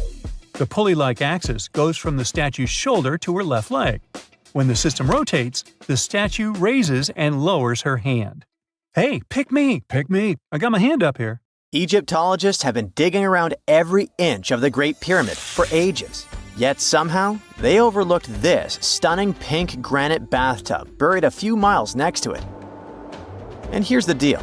This mysterious oval tube lying next to the Khufu Pyramid for years may provide evidence that the Egyptians built the pyramids not only for monumental purposes, but also to generate electricity, experimenting with it long before Alessandro Volta and Thomas Edison. The Giza Plateau is famous for its 3 pyramids, Khufu, Khafre, and Menkaure. But there are also 2 smaller foundations next to them, the unfinished North Pyramid of Zayat el-Aryan and the Layer Pyramid. Some researchers say these buildings were never finished, while others think they were destroyed for more mysterious reasons. One of these reasons might have to do with the original usage of the Giza pyramids, the idea that they were used as an electricity generator. To connect these dots, we need to go back to the beginning of the 20th century.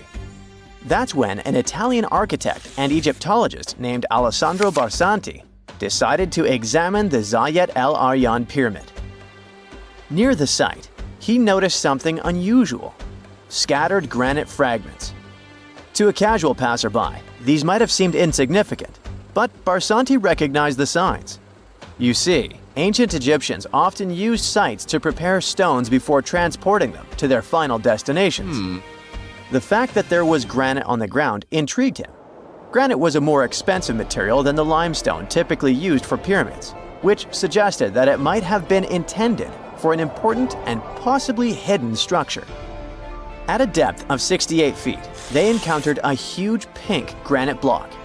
He kept going with the excavations, and they revealed ancient inscriptions carved into the stones. They sent the drawing to experts, but no one could decipher what they meant. Were they instruction sets to something? That's when Barsanti made his biggest discovery. He found an oval-shaped vat carved from pink granite and polished to a mirror-like finish. The thing is, the vat had been carefully sealed. When they opened it, they found a thin black residue along the walls. I'm thinking something in the lines of a black oily substance. This discovery raised many questions for him. It didn't make sense to him that ancient Egyptians would go above and beyond to seal and protect this strange vat. By 1911, Barsanti had to abandon his effort to figure out what was the deal with that mysterious pit. But his findings intrigued researchers all over the world, and they've got their own opinions about it. One of these modern theories suggests that the other pyramids could have been used as a part of a bigger whole. It suggests that the Khufu pyramid was actually used as a water pump designed to irrigate the desert area. Apparently, the pyramid's internal chambers would function as a hydraulic system. In the 1990s, an engineer took this theory seriously and studied the pyramid's subterranean chamber. Surprisingly, he found actual signs of water damage. Apparently, the pyramid generated powerful compression waves, aka pulses, that could create electricity. This raised an important question. Could the ancient Egyptians have used the pyramids as a generator in order to produce electricity? On paper, that was proven to be possible, but hey, agreeing on the original use of the pyramids is probably one of the most difficult things in the world. So, we're still not 100% sure about this. Apart from that, Egypt is a playground for important discoveries regarding humanity's past. I mean, scientists have just discovered what looks like a cosmic command center, similar to that room from the Doctor Strange movies. They discovered an L-shaped astronomical observatory, measuring around 9,000 square feet, dating back to the 6th century BCE. Definitely the first and largest of its kind from that era. The mud brick structure housed tools used for calculating dates related to ancient Egyptian rites, royal coronations, and agricultural plans. This observatory is located in the archaeological site known as the Temple of Phuto, just 50 miles east of Alexandria. It's pretty impressive. The structure was designed so that you'd get inside the room through an east-facing entrance. This way, you'd get to see the sunrise. Once inside, you'd find a pretty huge shadow clock, used to tell time by tracking the movement of shadows inside the room. This variant of a sundial clock was nearly 16 feet long. That was quite an exciting discovery. Another interesting one was that scientists and Egyptologists have discovered the first ever pregnant mummy. Now, even if we know quite a lot about mummification processes, we keep making discoveries that open new doors into the lives of ancient Egyptians. It took so long for someone to find out this mummy was expecting at the time she was embalmed because she was placed in a male's coffin. More specifically, a male priest. Historians say that during the 19th century, a lot of traders mixed coffins up in order to sell them. Yes, that means they opened them and switched mummies to please their buyers. It was a complete surprise because they were hoping to study more about ancient health issues when they opened this coffin up. But they had another special research on their hands: prenatal practices in ancient Egypt. This mummified woman who lived about 2,000 years ago was from 20 to 30 years old when she passed away. She was found in Thebes, and her remains were incredibly well preserved. You see, mummification recipes varied across Egypt. In this woman's case, researchers could tell she was a member of the high society since she was buried with special amulets. But since mummification methodologies differed so much between cities and time periods, they still have to dig further to understand why she was embalmed along with her baby. Speaking of mummies, scientists were digging up a final resting place in Saqqara, also in Egypt, and they unearthed 2 embalming workshops. One was for humans and the other for sacred animals. Apparently, the workshops date back to about 2,400 years ago.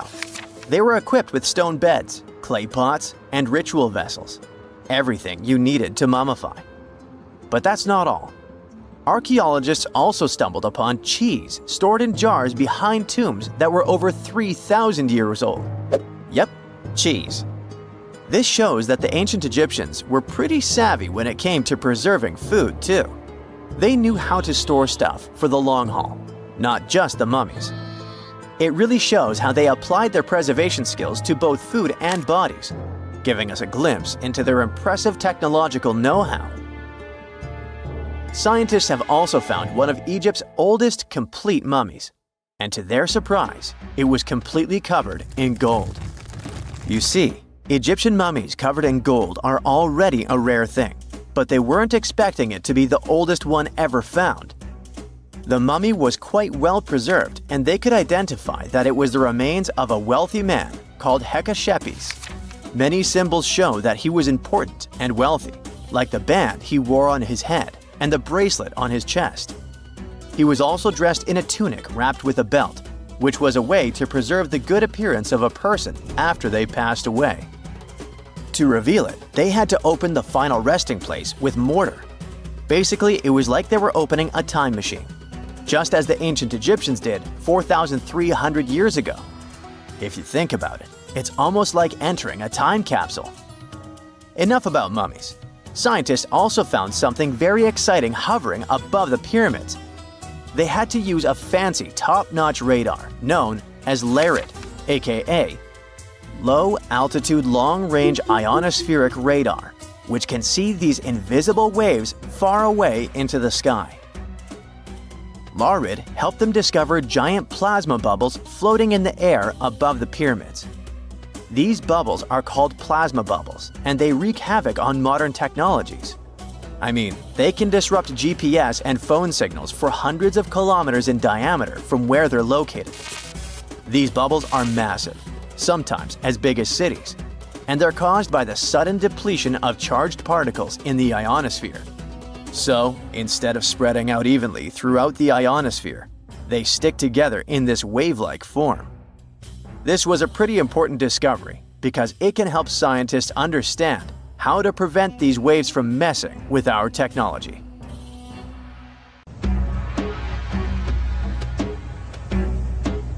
This is not a dune set. This is a very real desert in Niger. Jado was probably built by the nomadic Sao people and is filled with ksars, which are fortified houses made of salt and clay, with giant walls and secret passages. Located deep in the desert, it was once a vital stop for trans-Saharan caravans, but is now a hotspot for smugglers and bandits. The site has been off-limits since 2002 due to its dangers. The origin of the ksars remain a mystery. No archaeological studies have been conducted, leaving many questions unanswered. Even today, shifting sands reveal and conceal parts of these ancient ruins, fueling local speculation about what might still be hidden beneath the desert. Speaking of connective tunnels, scientists were blown away by the discovery of lava tubes in Saudi Arabia. These underground passages form when molten lava cools down. Researchers believe that ancient nomadic groups may have utilized these tunnels to survive the super harsh desert climates. While excavating the tunnels, archaeologists uncovered artifacts, rock art, and skeletal remains. The art and animal bones show that the people who used the tunnels were probably sheep and goat herders. They're still piecing together whether these groups lived in the tunnels for extended periods or just used them as temporary shelters. The Great Pyramid of Giza has been standing for thousands of years, but it's still hiding secrets. Using special scanning technology, scientists found two hidden structures under an ancient burial ground. The first is a shallow L-shaped structure, and below it is a much larger space that could be a final resting place or a chamber. The smaller structure was filled with sand on purpose, while the deeper one might be an empty chamber. Experts believe the two are connected, possibly as an entrance leading to a secret chamber. This is big news because it might give us some more insight into who built the pyramids and why. The world is full of ancient writing, but some messages refuse to give up their secrets, like the mystery of the Bash Plemi tablet. This unusual stone, pulled from a lake in Georgia, is covered in symbols no one can read. Even with modern technology, experts are completely stumped. The tablet is about the size of a book, with 60 symbols carefully carved into its surface, but 39 of them don't match any known language. Some resemble scripts from ancient civilizations in the Middle East, India, and Egypt, but none are an exact match. To make things even trickier, part of the tablet is broken off, meaning a piece of the puzzle is missing forever. To rule out a hoax, scientists studied the tablet closely. They confirmed it's made of vesicular basalt, an extremely tough local rock. Whoever carved these symbols must have been really skilled. Based on similar archaeological finds, experts believe the tablet could date back thousands of years, possibly to the late Bronze or early Iron Age. Some symbols repeat, which could mean they're numbers.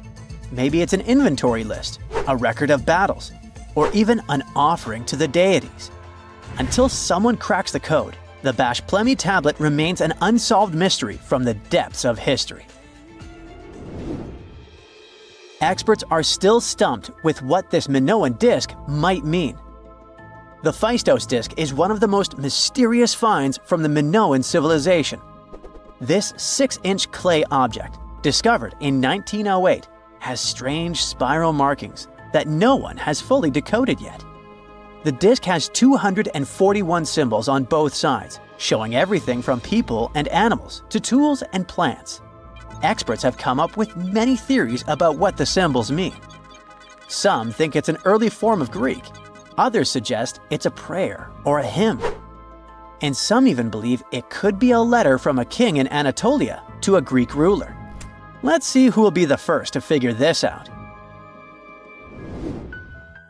It's always a fun day at an archaeologist's office when they find something as big as a 2,000-year-old marble head. A French archaeologist mission went digging inside an old medieval house near Alexandria in Egypt and found a statue's head depicting an old, possibly ill man. This statue dates from the last Egyptian dynasty before it became part of the Roman Empire, and the site where it was found is associated with the likes of Cleopatra and Mark Antony. For archaeologists, even the smallest finds at this site means a lot. You've heard of Lucy, right? The Australopithecus that was an early ancestor for us humans. Well, scientists found some of her species' footprints somewhere in Tanzania. The so-called Laetoli footprints are over 3 million years old.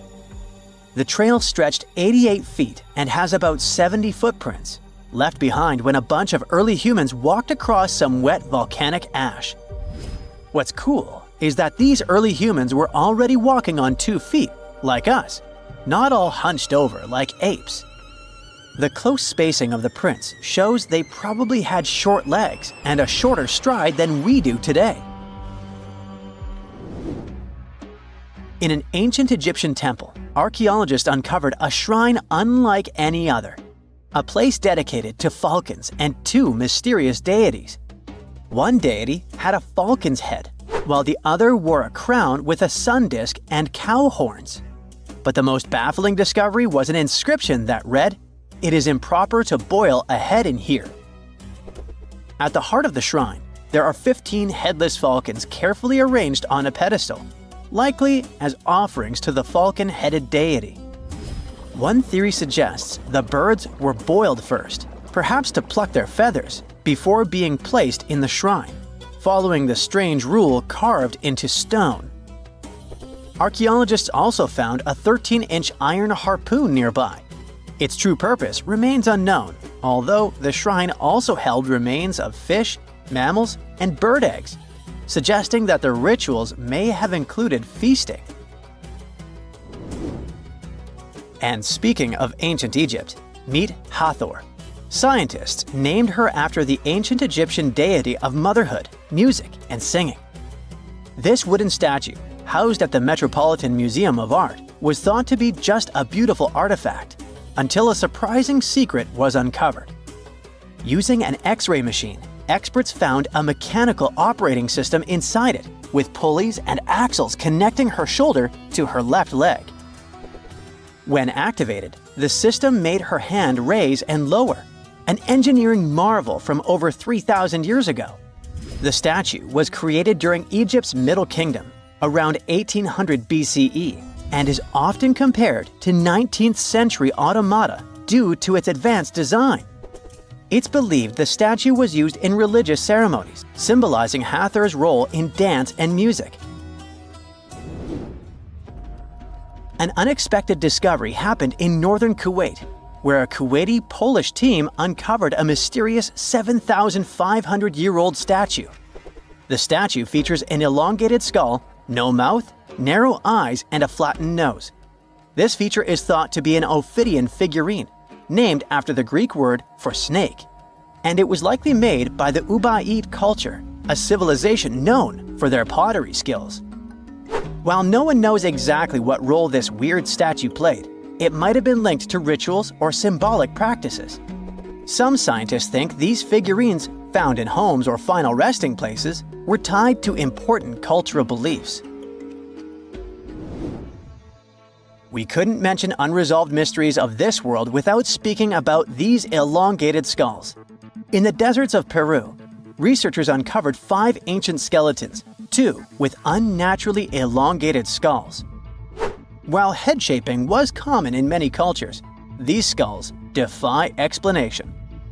Local legends tell tales of the so-called gentiles, a mysterious race banished underground by the powerful deities. Some say this is what the skulls represent. Others think this is some type of genetic anomaly, which was confirmed after finding an infant skull, too large to be artificially shaped. It's like archaeology woke up recently and decided to spice up the news with its history-changing discoveries. From unearthing dinosaur fossils in peaceful Iowa to translating bad news from ancient Babylonian texts, history is revealing its secrets like never before.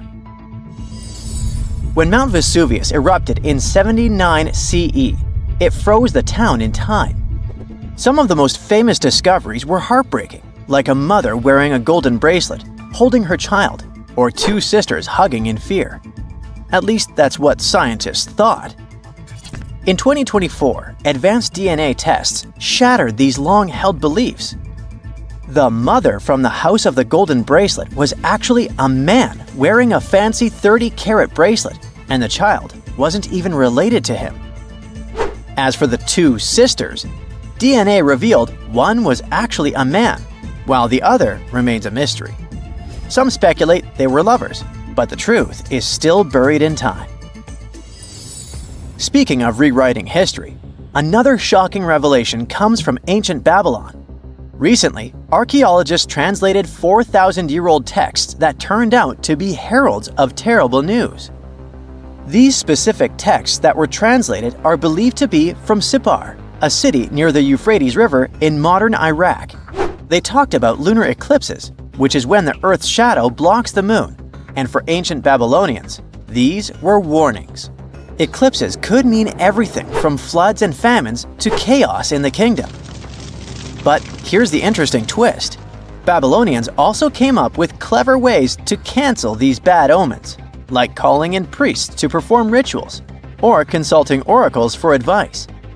These ancient astrologers took their job seriously, since it wasn't just about stargazing, it was about keeping the kingdom safe. Augustus was the first Roman emperor, so we can say he was a big deal. Archaeologists have already found ruins of the villas where he partied, but now they think they've found his final resting place. In a place near Naples, they found an old structure buried under a villa. They found the equivalent of a modern heating system, something that was probably used to draw warm baths.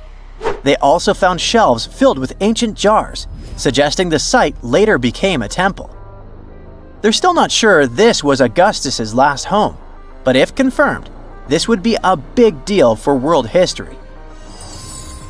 While ancient Rome is surprising us, the famous Nazca lines in Peru are also revealing hidden details. These massive geoglyphs, created thousands of years ago, have only been partially studied until now. Scientists trained artificial intelligence to help them scan 243 miles of terrain. With AI's help, they identified over 300 new motifs, including llamas, stick figure people, and strange heads. The algorithm, originally developed to decode charred scrolls from Mount Vesuvius, has doubled the number of known glyphs. The past is getting a serious digital upgrade. Meanwhile, in Bulgaria, archaeologists made a surprising discovery in a place few would expect: a sewer. In 2024, researchers unearthed a nearly intact 6.8-foot-tall marble statue of Hermes, the Greek god of travelers and trade, hidden beneath layers of soil. Experts believe it was placed there for safekeeping after an earthquake in 383 CE damaged the city's infrastructure. At that time, paganism was declining and Christianity was rising as the Roman Empire's official religion. Many pagan idols were being destroyed, but it seems some locals secretly preserved their deities by hiding them underground. Searching the bottom of the River Thames is probably worse than looking under your bed. The riverbed collects all kinds of discarded treasures, including a legendary typeface. In the early 1900s, two men created the Dove's typeface for printing books, but after a bitter falling out, one of them threw every single metal letter into the river. A century later, in 2014, a designer trying to revive the typeface began searching for the lost letters. In just 20 minutes, he started finding them. With the help of divers, more were uncovered, and today, some of the lost letters are on display in a museum. Not much goes on in Iowa, which is why finding a huge 13,000-year-old mastodon skeleton made headlines. In 2022, a researcher received a photo of a massive femur believed to belong to a prehistoric animal. It took 2 years to secure funding for excavation, but in 2024, archaeologists finally dug in. After 12 days of work, they uncovered a well-preserved mastodon skull, the first ever found in a Midwestern state. This discovery would make Indiana Jones jealous, especially since it happened in Petra, the ancient Jordanian city featured in one of the movies. Archaeologists uncovered a 2,000-year-old chamber beneath Petra's treasury, containing at least 12 skeletons, along with iron and bronze artifacts. The chamber, built by the Nabateans, sheds new light on their afterlife practices, which remain largely mysterious. One of the most intriguing finds was a ceramic chalice clutched by one of the skeletons. Back in Peru, archaeologists made a groundbreaking discovery that turned Peruvian history upside down: a female ruler. At the 1,600-year-old site of Pañamarca, scientists uncovered a throne room decorated with colorful murals. These murals depict women spinning and weaving, men carrying a crown, and even a crowned woman speaking to a birdman. The discovery suggests that Moche women weren't just spiritual leaders, but rather had real political power too. Tiny houses are mainly a modern thing, but archaeologists think they found one in ancient Pompeii. Unlike traditional Roman homes, which had grand atriums for entertaining guests, this house had none. But what it lacked in size, it made up for in artistry. Inside, scientists found a painted altar decorated with birds of prey, sparrows, snakes, and plants. The altar held ceremonial items like a lamp and an incense burner, still holding traces of fragrant herbs. In 2021, researchers scanning the Baltic Sea found a massive stone wall hidden beneath the waves. The Blinker Wall, stretching over 1.5 miles, could be Europe's oldest man-made structure. Sitting 68 feet below the surface, it's built from around 1,400 small stones placed between 300 giant boulders, some weighing up to 142 tons. Dating back over 10,000 years, the Blinker Wall predates Stonehenge and France's Karnak stones, meaning it was likely built when the area was dry land. Scientists believe it may have been a reindeer hunting tool, guiding animals into a lake where hunters could strike. Oh, and then there's the granite slab that was found in Egypt's Abydos area. At first, it was thought to belong to two important people from ancient Egypt, but a recent discovery showed it was actually part of the sarcophagus of Pharaoh Ramses II, one of the most famous Egyptian rulers. A researcher found a special engraving on the slab that had Ramses II's name on it.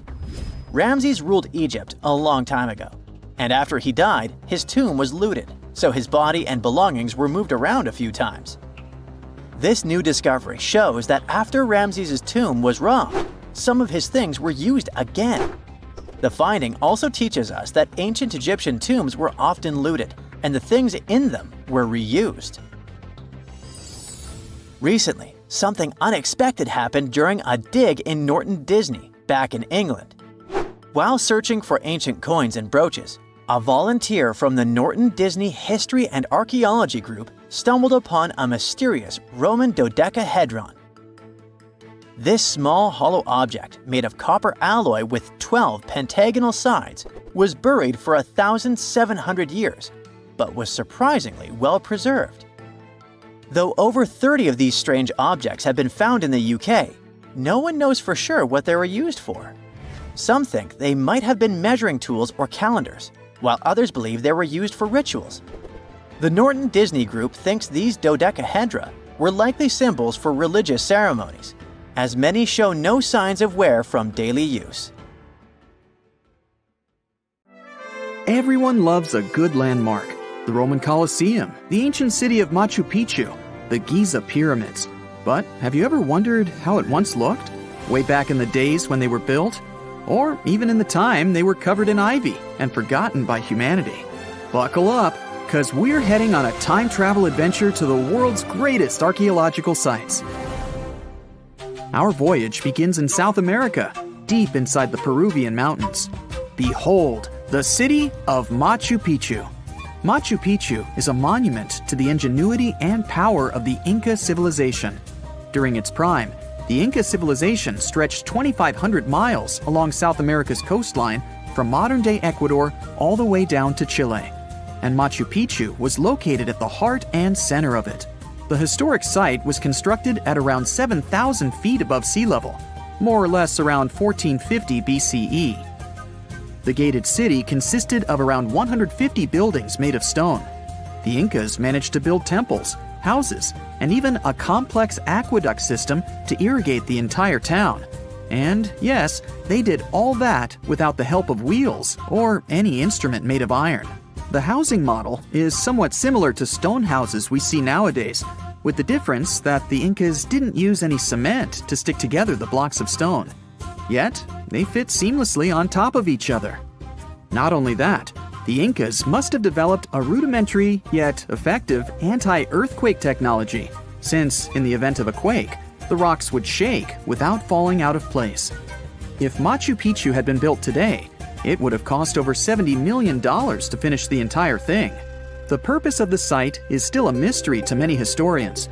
Theories suggest that it could have been built as a ceremonial site, a safety base for the Inca people, or even a retreat for royalty. What we know for a fact is that in the 16th century, 100 years after Machu Picchu was built, its population abandoned it, with tree roots taking over the majority of the site and keeping it hidden from humankind for over 4 centuries. It wasn't until the 20th century that the world was reintroduced to Machu Picchu when a Peruvian farmer led Yale University professor Hiram Bingham III to visit the site. Since then, Bingham and many other explorers dedicated their lives and research to studying the archaeological wonder of Machu Picchu. Now, for the next stop on our time-traveling vehicle, the city of Pompeii in Italy. Pompeii has crowded our collective imagination for many years. The eruption of the Mount Vesuvius volcano in 79 AD and the destruction of an entire city is hopefully not something that will happen again. But I bet you're wondering, what did Pompeii look like on its last day? It took 18 hours for Pompeii's streets, markets, houses, and forums to be buried under millions of tons of volcanic ash. Thanks to some clever scientists, we discovered that the lava and ashes that covered Pompeii on its very last day actually helped to freeze the city in time.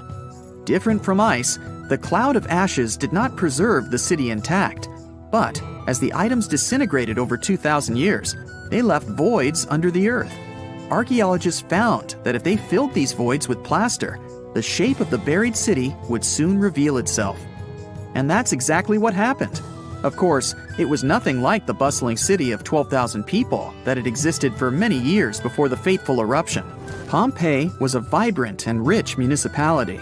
The site's ruins revealed that many areas of Pompeii boasted impressive houses, some with balconies, which was a sign of great wealth at the time. And, believe it or not, even some artwork survived the eruption. Archaeologists found well-preserved frescoes and murals of mythological creatures, all indicating that members of the high society lived there. Ruins show the city even had thermal baths and showers made with luxurious materials. Oh, and apparently, the people of Pompeii had amazing teeth. Yes, archaeologists could see even that tiny level of detail from the plaster molds they recovered from underground. Still in the Italian territory, we find one of the world's biggest tourist attractions, the Roman Colosseum. It was built as an amphitheater during the reign of Emperor Vespasian around 70 AD. It wasn't until 80 AD that Vespasian's son, Emperor Titus, inaugurated the Colosseum. The monument was something to behold, with 157-foot-tall walls, over 80 entrances, and the capacity to host 87,000 people. All social classes and groups were welcome at the Colosseum, and this partly explains why it flourished for so many centuries. During the decline of the Roman Empire, around the 6th century AD, the Colosseum started being neglected and abandoned. The monument was looted, and some of its columns and stones were used to build infrastructure elsewhere. Only 1/3 of the original Colosseum still remains, and if it's big now, imagine what it once was. Greece was home to one of the world's largest empires. At the height of this empire, literally and historically speaking, more or less 2,400 years ago, the Greeks built a citadel known as the Acropolis. The Acropolis, which is composed of historical buildings, is considered to be one of the biggest landmarks of Western civilization to date. Tourists that visit the capital city of Athens today may be faced with yellowish and broken pillars of the Parthenon standing way up high in one of the city's hills. But way back when it was built, between 447 and 432 BCE, the imposing and majestic Parthenon was purely white, as the entire monument was built with gleaming white marble. The statues inside were made of gold. The Parthenon is a 23,000 square foot temple held up by 69 marble columns. The largest blocks of marble are massive, weighing around 10 tons each. And the most surprising fact is that the marble didn't come from Athens, but from a nearby site that stood 10 miles from the Acropolis, known as Mount Pentelicon. Historians intrigued by where the primary material for building the Acropolis came from found tiny and big blocks of marble all scattered around the floor of Mount Pentelicon. There was also a paved road that the Greeks had built to carry the rocks around. But perhaps the most impacting monument of all times is located at the heart of the Middle East, outside the Egyptian city of Cairo. The pyramids are considered one of the 7 wonders of the ancient world. The Giza Pyramid Complex was built as a tomb for the pharaoh Khufu around 4,500 years ago. Between 20 to 30,000 people took part in the construction process. It's composed of 3 pyramids. The massive monument is made out of approximately 8,000 tons of granite and over 550,000 tons of mortar, which gives it the appearance it has today.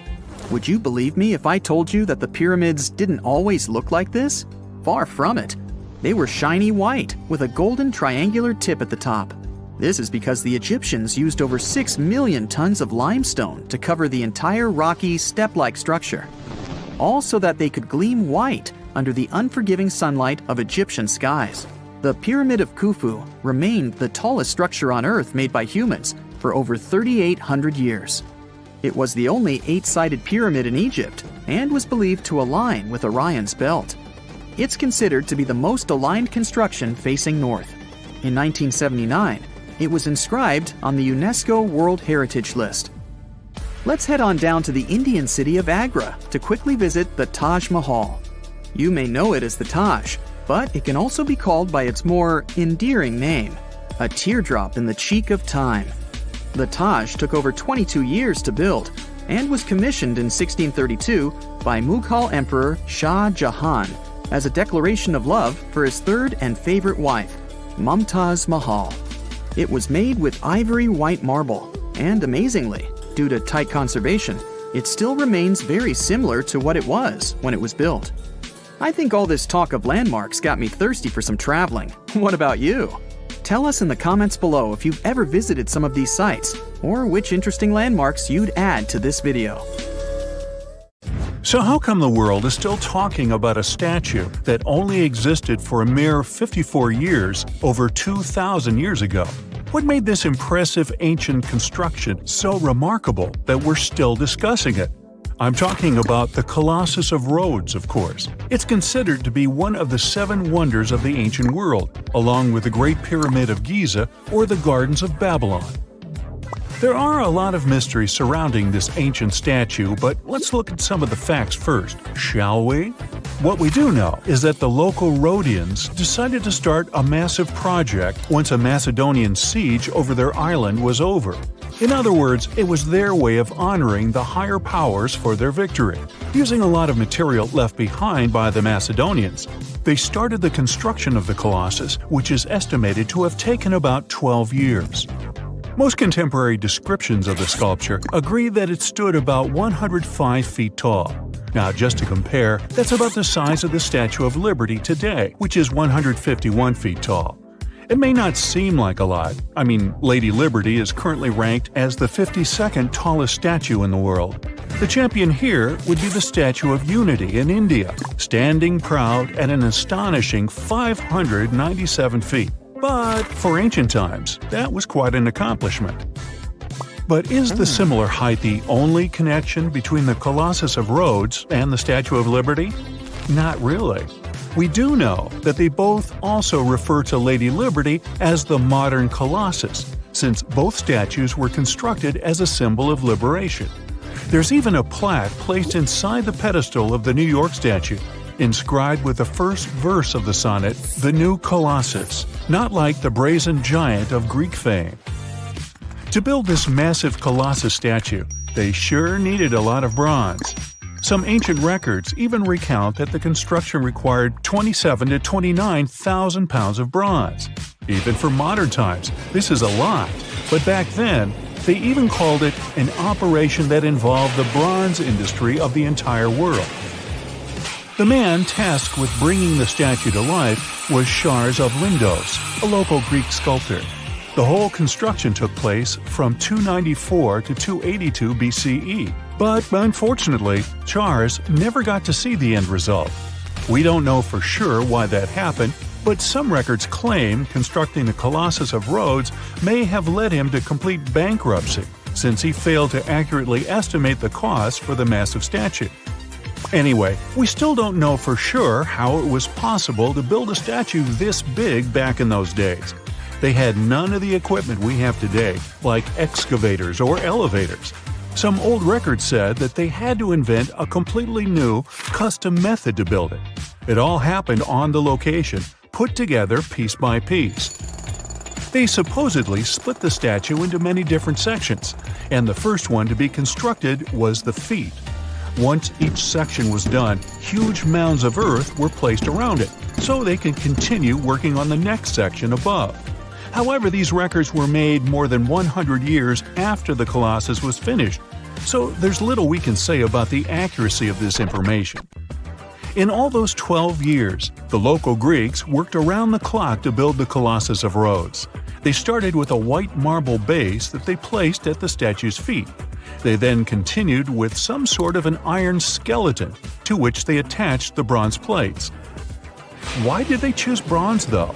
Well, that was more for practical reasons, since bronze is stronger than iron and it can also sustain extreme weather conditions. More so, if you think about it, the statue was located pretty close to the sea, so the air surrounding it would have been pretty salty. That's why they needed to make it out of quite sturdy material. And what about the location? Well, that's something that has been up for debate for a long time. Researchers initially believed that the statue stood with each leg on either side of the Mandrake Harbor, one of many in the city of Rhodes, basically straddling its entrance. As imposing as that may sound, it was likely not the case. First of all, that would have meant the harbor would have to have been closed for the whole duration of the construction, which doesn't seem to match all the other records.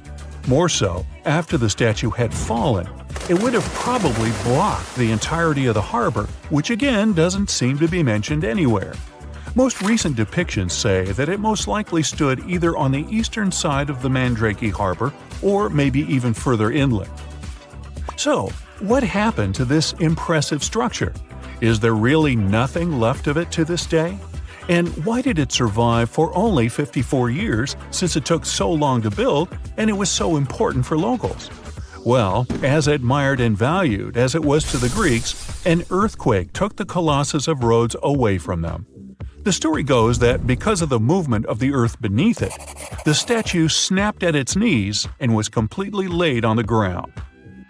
Nonetheless, the statue still continued to be admired for centuries. The Rhodians refused to rebuild it as they considered it a sign and did not dare intervene with destiny. By the middle of the 7th century, they had taken away what was left of the statue completely. Legend says it took about 900 camels to carry all the bronze away from the location. And what about the looks of the statue? This is also one aspect that is still shrouded in mystery.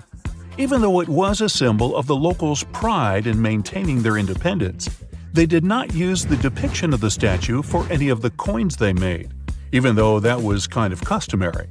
Other art historians do think, however, that the Colossus was similar to other depictions of the same mythological creature, a male figure that had rays of light rising from its head. The position of its hands is also still up for debate. Some say it might have even been holding a torch. We don't know if his hands were pointed straight down or whether the right arm was raised, like in similar representations in Greek mythology. The original might not be here for us to admire anymore, but there are some plans out there to rebuild it. A group of European architects intends to build a 21st century version of the ancient statue. This new construction is planned to stretch 500 feet tall. It should serve as a cultural center combined with a lighthouse. To make sure it won't have the same destiny as its ancient ancestor, these designers intend to use a lot of technology available today. Firstly, they plan to cover the whole exterior of the modern Colossus with solar panels so that the enormous building has enough electricity. They also intend to use modern resources to make sure earthquakes and wind forces won't affect the massive structure yet again. To do that, they plan to build the statue as a tripod structure, made from its 2 legs and a third pillar of support, constructed from the sash draped over the statue's arm and touching the ground. They also plan to place heavy steel support around the base for counterbalance.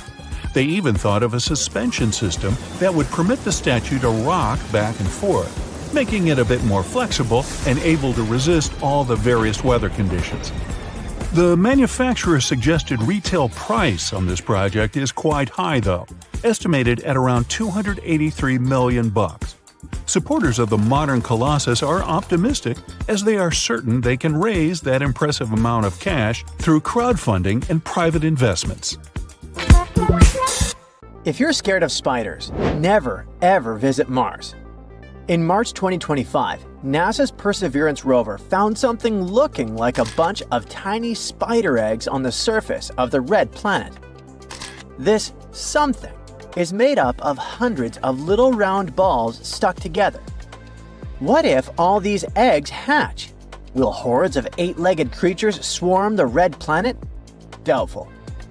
The thing found by Perseverance was just sitting there on a hill called Witch Hazel, near the edge of Jezero crater. On closer inspection, it turned out to be a weirdly shaped rock with a bit of Martian dust on it.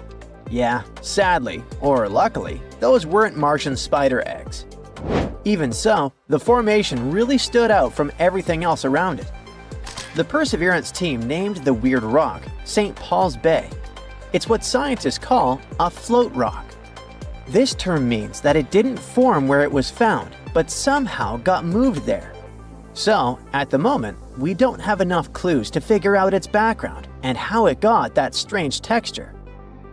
But that's not the only mystery. Something had to move this rock from its original spot. One theory claims that the rock could have been created when a meteorite smashed into Mars.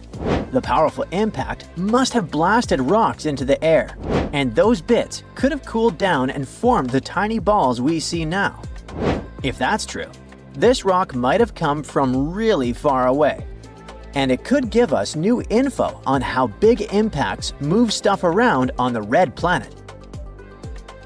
NASA thinks the rock might have just rolled down Witch Hazel Hill. It could have come from one of the darker layers up on the hill. We have seen those layers from space. Now, the goal is to study Witch Hazel Hill more closely and find out if those layers are made of the same stuff as the St. Paul's Bay rock. If so, it might mean a few things.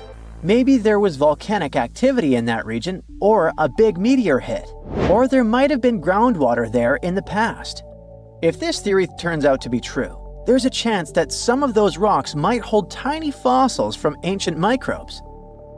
That's why NASA is planning to bring some of the rocks back to Earth in the 2030s with the Mars Sample Return mission. We'll get to study them up close and maybe, just maybe, find signs of ancient Martian life. Now, the funniest thing about it all is that it isn't the first time scientists have dealt with arachnids on Mars. Spiders on Mars is actually the nickname for a weird-looking surface feature. In certain places on Mars, you can see big dark cracks that spread out like spider legs. Some are huge, over 3,000 feet wide. From above, they seriously look like a bunch of creepy crawlers moving across the planet. These spooky shapes were first spotted by Mars orbiters in 2003, and they've been showing up in satellite photos ever since. At first, no one had a clue what they were, but now, scientists think they form when carbon dioxide ice, dry ice, sitting on the surface, suddenly turns straight into gas. That fast change causes gas to shoot through the ice and carve out all those strange crackly patterns. An even cooler thing is that NASA scientists have been able to recreate those Mars spiders in the lab here on Earth. They built a special setup mimicking Mars's surface and watched tiny versions of the spiders form right in front of their eyes. The team had been trying to recreate those Mars spiders for 5 years. When it finally happened, they were overjoyed. Back in 2021, scientists managed to explain how those spider-like marks form on Mars using something called the Kiefer model. The basic idea is that in spring, sunlight shines through big, clear chunks of frozen carbon dioxide, aka dry ice. That heats the Martian ground underneath, and the ice starts turning straight into gas. The gas builds up under the ice, and when the pressure gets too intense, boom, the ice cracks. Gas shoots out, dragging dark sand and dust with it, leaving behind those spooky spider patterns once the ice melts in summer. The team tested this theory using a big special chamber nicknamed Dusty. Yeah, that's a real name. It's about the size of a barrel and can recreate the freezing cold, super low pressure conditions on Mars. We're talking about negative 301 degrees Fahrenheit. The researchers also put fake Martian soil in the chamber and covered it with CO2 ice. Then they used a lamp underneath the soil to heat it up, just like the sun heats up Mars. Their experiments worked, and little spider shapes formed just like they do on the red planet. The study also revealed something new. The team found that ice formed inside the ground too, and it caused the soil to crack along with the ice. This might explain why the spider's legs are so zigzagged instead of straight, like we might expect. Next, they want to keep doing experiments to figure out more about the Martian spiders, like why they only show up in some places on Mars and why they aren't getting more common over time. The red planet is apparently set on playing tricks on people from Earth. For example, in April 2023, NASA's Curiosity rover took a little break from searching for signs of ancient water on Mars and stumbled upon something curious: a travel book. Later, scientists realized that it wasn't really a book, just a rock. But it does look like a little hardcover with a page frozen mid-turn. This book rock is tiny, measuring only about 1 inch wide. So it might not hold any ancient Martian stories, but at least it's travel size. Then in January 2023, the University of Arizona shared another bizarre image. A rock formation that looked like the face of a giant teddy bear. It had 2 distinct beady eyes, a button nose, and an upturned mouth. It was captured by NASA's Mars Reconnaissance Orbiter, which was orbiting the red planet at the time. Scientists from the University of Arizona explained that the teddy bear face was likely just a natural formation, like a broken-up hill or mound in the center of an ancient crater. Another cool find occurred in February 2022. The Curiosity rover spotted something that could only be described as a tiny flower made of minerals. It looks like little coral branches, but it's actually a mineral deposit, which is pretty rare to see in a flower-like shape. Most of these kinds of deposits are formed when ancient water mixes with rocks on the Martian surface, so they're not exactly new to scientists. But this one is unique, since it looks like a tiny plant or flower. Now, the next discovery is even wilder. Once, the Curiosity rover snapped a pic of what looked like a perfect doorway in a Martian cliff. Naturally, people started wondering if it was some kind of secret entrance or maybe a hidden base for astronauts. But in reality, it's just a really cool rock formation. Winds and erosion carved away at the rock over time, creating a perfect symmetrical shape. Going even deeper into the past, back in 2018, a researcher noticed weird stick-like shapes in an image and thought they looked like fossilized animal footprints. Unfortunately, NASA quickly shot down the idea. Those tracks turned out to be salt deposits that formed in areas where water evaporated. You can find something similar on Earth too, for example, in dry lake beds. So, while it's pretty interesting that there's more proof that Mars used to have rivers and lakes, these tracks aren't evidence of life, just a quirky rock formation. Now, the next find is absolutely amazing. NASA's Opportunity rover found round, blueberry-like rocks on Mars back in 2004. But those aren't the kind you eat with your cereal. The blueberries you're looking at are made of iron, and they're evidence that Mars used to have a lot of water. Over billions of years, water smoothed them out and created these little balls. Scientists think that they formed when Mars was much wetter than it is now. The iron-rich blueberries are a pretty big deal because they show that Mars could have been a very different place a long time ago. This is a real human brain. Well, it was, until a hot cloud of ash turned it into glass. This crazy transformation happened almost 2,000 years ago, when Mount Vesuvius decided it was a good day to erupt and destroy cities like Pompeii, Atlantis, and Herculaneum. This particular brain belonged to a young man who lived in 79 CE in Herculaneum. Not the most famous Roman town, but it was the first place that was discovered under Vesuvius's ashes way back in 1709. Around 200 years later, archaeologists found the remains of this young man lying face down on a bed. All the smoke and ash probably made him disoriented, so while most of the citizens of Herculaneum rushed to the shore, hoping to be rescued, the brain guy ended up trapped inside a building and passed out. Weirdly enough, this saved his brain from completely disappearing. How in the world does a brain turn into glass? Well, when Mount Vesuvius erupted, it didn't expel just lava.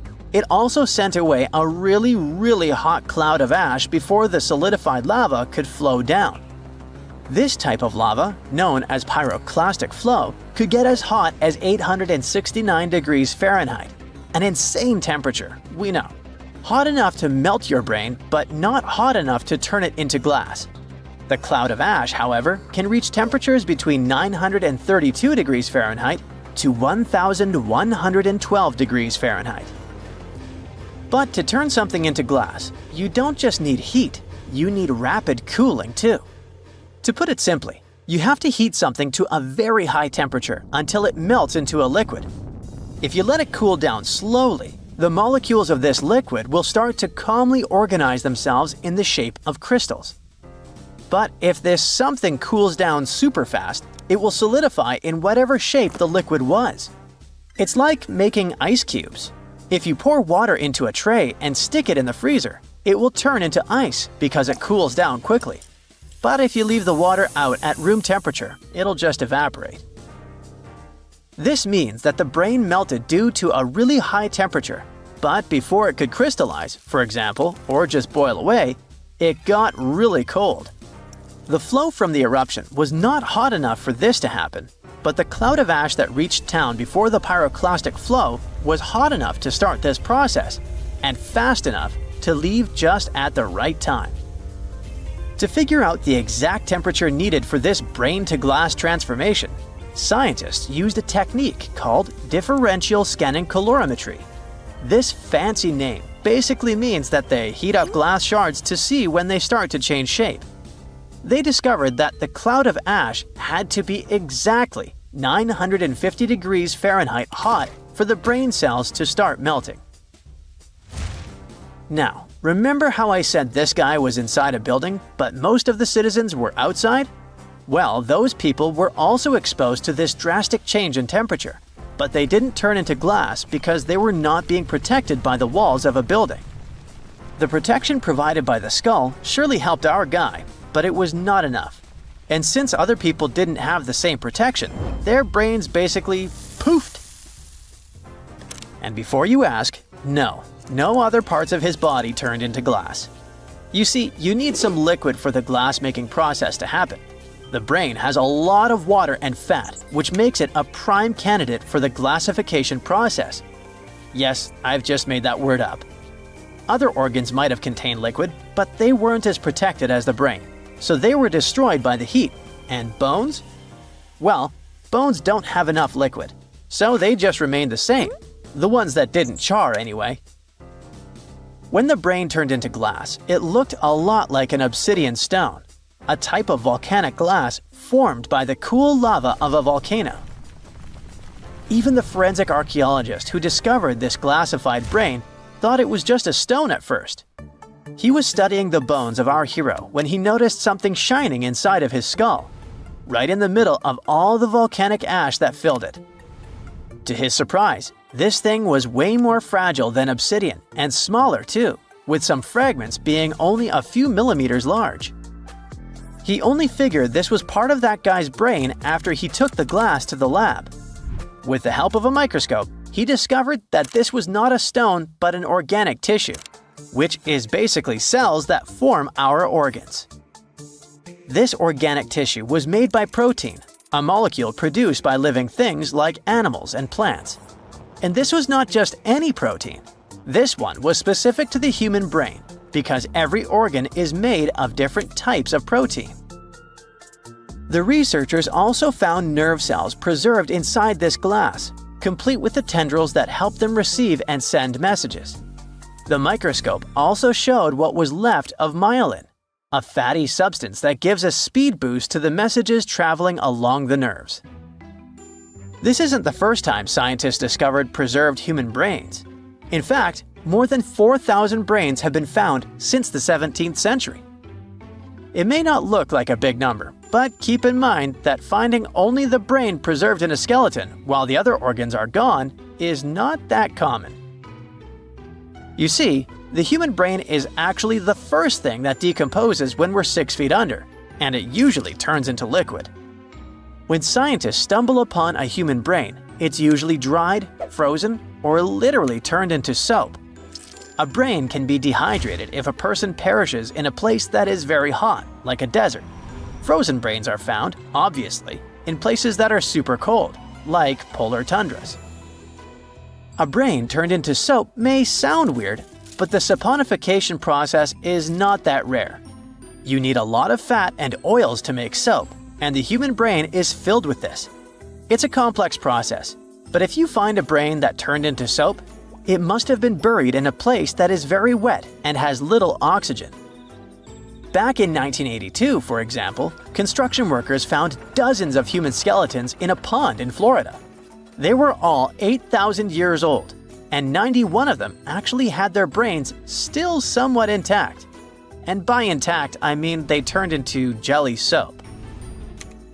During the 2000s, the brains of 45 people were found in Spain, preserved because of this saponification process. This discovery helped researchers understand the chemical composition of the brains and even the weather conditions of the moment when these people passed away. Scientists also discovered two 3,700-year-old brains in Turkey that belonged to a middle-aged man and a teenager that were trying to escape an attack on their city.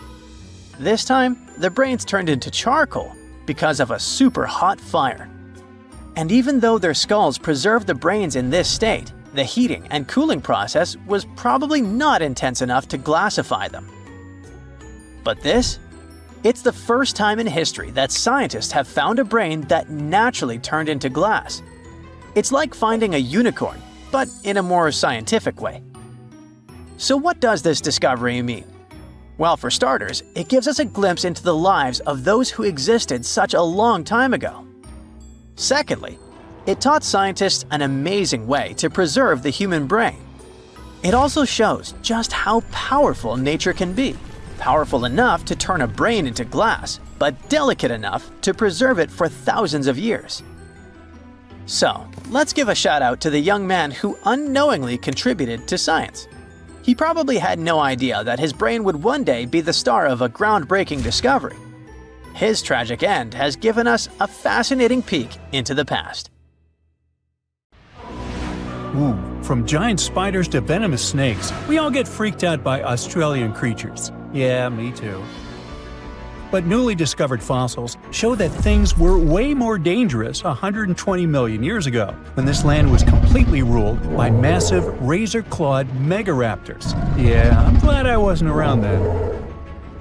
These dinosaurs were about 26 feet long and walked on two legs, just like the famous T-Rex. They were fast, fierce hunters, with a superpower: their hug. Yep, their massive, muscular forearms had huge curved claws, perfect for grabbing and holding onto prey. Uh-oh. They would wrap their arms around their poor victims, just like a hug, and trap them with no chance of escape. And even though their teeth were quite small, they were still sharp enough to rip through flesh. The first time we heard about megaraptors was in the late 90s, when a paleontologist discovered their fossils in the region of Patagonia, Argentina. Since then, no one has ever found a complete skeleton, only fragments. But probably the most important one yet was uncovered in Australia at the beginning of this year.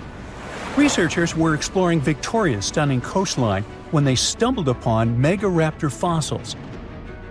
First, they spotted bones from its lower legs and a few vertebrae washed up on the beach.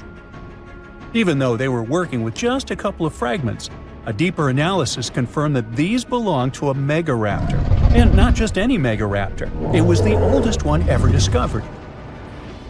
This discovery gets even more exciting because it adds weight to the theory that these dinosaurs might have originated in Australia. But we already knew that they roamed the land down under since early 2023, when researchers found the top of a megaraptor skull in the country. So let's rewind a bit. We first found their remains in Argentina, right? Right. But then, years later, researchers found fossils of the same family of dinosaurs on the other side of the world, in Australia. If the ones in Oceania were older, how did these creatures end up in South America? Of course, they didn't fly there. They didn't cross continents by swimming either, although there is a theory that they could swim. Remember, we're talking about the dinosaur era, which happened millions of years ago. And back then, Australia and Argentina were actually pretty close. Basically, they were one. Both lands were part of the supercontinent known as Gondwana, and they were connected through Antarctica. Wait, but wasn't this path freezing? I mean, yeah, these dinos had to pass through Antarctica to get to their destination, but they weren't freezing their tails off. This all happened during the mid-Cretaceous period, when the weather was super warm. Back then, the poles were covered in plants, not ice. So let's just say they took full advantage of the good weather to make the crossing. Now, about 180 million years ago, Gondwana started to break apart. At some point, Australia drifted away from the supercontinent, cutting it off from other landmasses, including South America. That's why the same dinosaurs showed up in completely different parts of the world. Mystery solved. Now, let's get back to that recent discovery. The researchers didn't just find a few traces of megaraptors on the beach. In total, they uncovered 250 dinosaur bones at the site, but only 5 of them were really important. They belonged to 3 different species of dinosaurs that, as it turns out, all lived in Victoria at the same time. So yeah, we've already talked about those first 2 bones. They were from the megaraptor. Next, we have a shin bone from a Onenlagiine. That's my best shot at pronouncing it. It's a dino also known as the southern raptor. This is a type of dromaeosaur with a long snout. And the last two shin bones of different sizes came from a Carcharodontosaurus, whose name means shark-toothed lizard. This one is a particularly big deal for two reasons. Number one, it's the first evidence that this species lived in Australia. And number two, it was small, and that is pretty surprising since we've always thought of this species as being massive. Fossils found in Argentina, for example, show this dinosaur reached a length of about 36 feet. But the one in Australia was much smaller, measuring only around 6 to 10 feet long. And that's still plenty big. Basically, what we're saying is that the way predators were ranked in these two parts of the world was completely different. In South America, Carcharodontosaurs grew to massive T-Rex-sized giants, towering over megaraptors and dominating the landscape. But in Australia, it was the complete opposite. There, huge, powerful megaraptorids roamed the land alongside smaller Carcharodontosaurs. So the predator dynamic was different. And all of this just shows how unique the ecosystem in Victoria was back then. Although isolated dinosaur bones have been found in Western and South Australia, most of the fossils come from the eastern part of the country, like Queensland. And there, researchers dug up something really, really rare – a well-preserved dinosaur skull. The study shows that this bone belonged to the fourth discovered specimen of Titanosaur. This group includes those massive long-necked dinosaurs. They look like the Brachiosaurus, but some of them were even bigger, reaching 120 feet long. The skull, discovered in 2018, belongs to this guy, whose pronunciation is above my pay grade, and the research points out that it roamed the Earth around 98 million years ago. Thanks to this find, scientists were able to recreate for the very first time what its face might have looked like. Probably after checking out the illustration, they thought, hey, it looks a lot like its cousin. They were talking about another species of Titanosaur, this other unpronounceable guy. And guess where they used to live? Yep, in Argentina. So, this research also supports the theory that dinosaurs crossed between South America and Australia during the mid-Cretaceous period.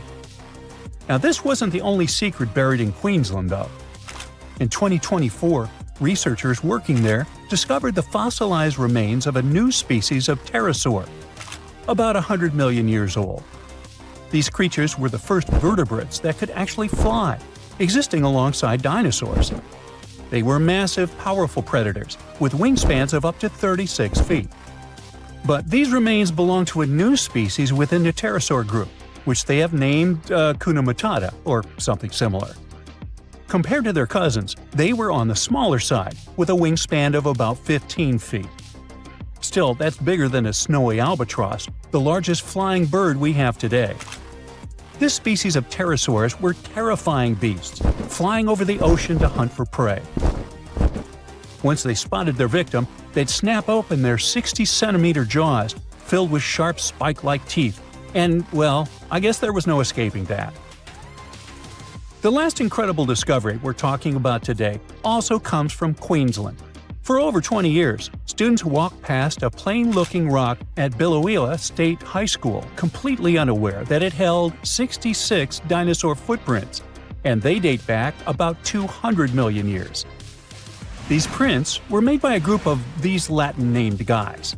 They were small dinosaurs with 3 toes on each foot, and it seems like they were all over Queensland around that early Jurassic period. The rock they found at the school worked like a snapshot, giving us a better idea of what these dinosaurs were like and how they behaved.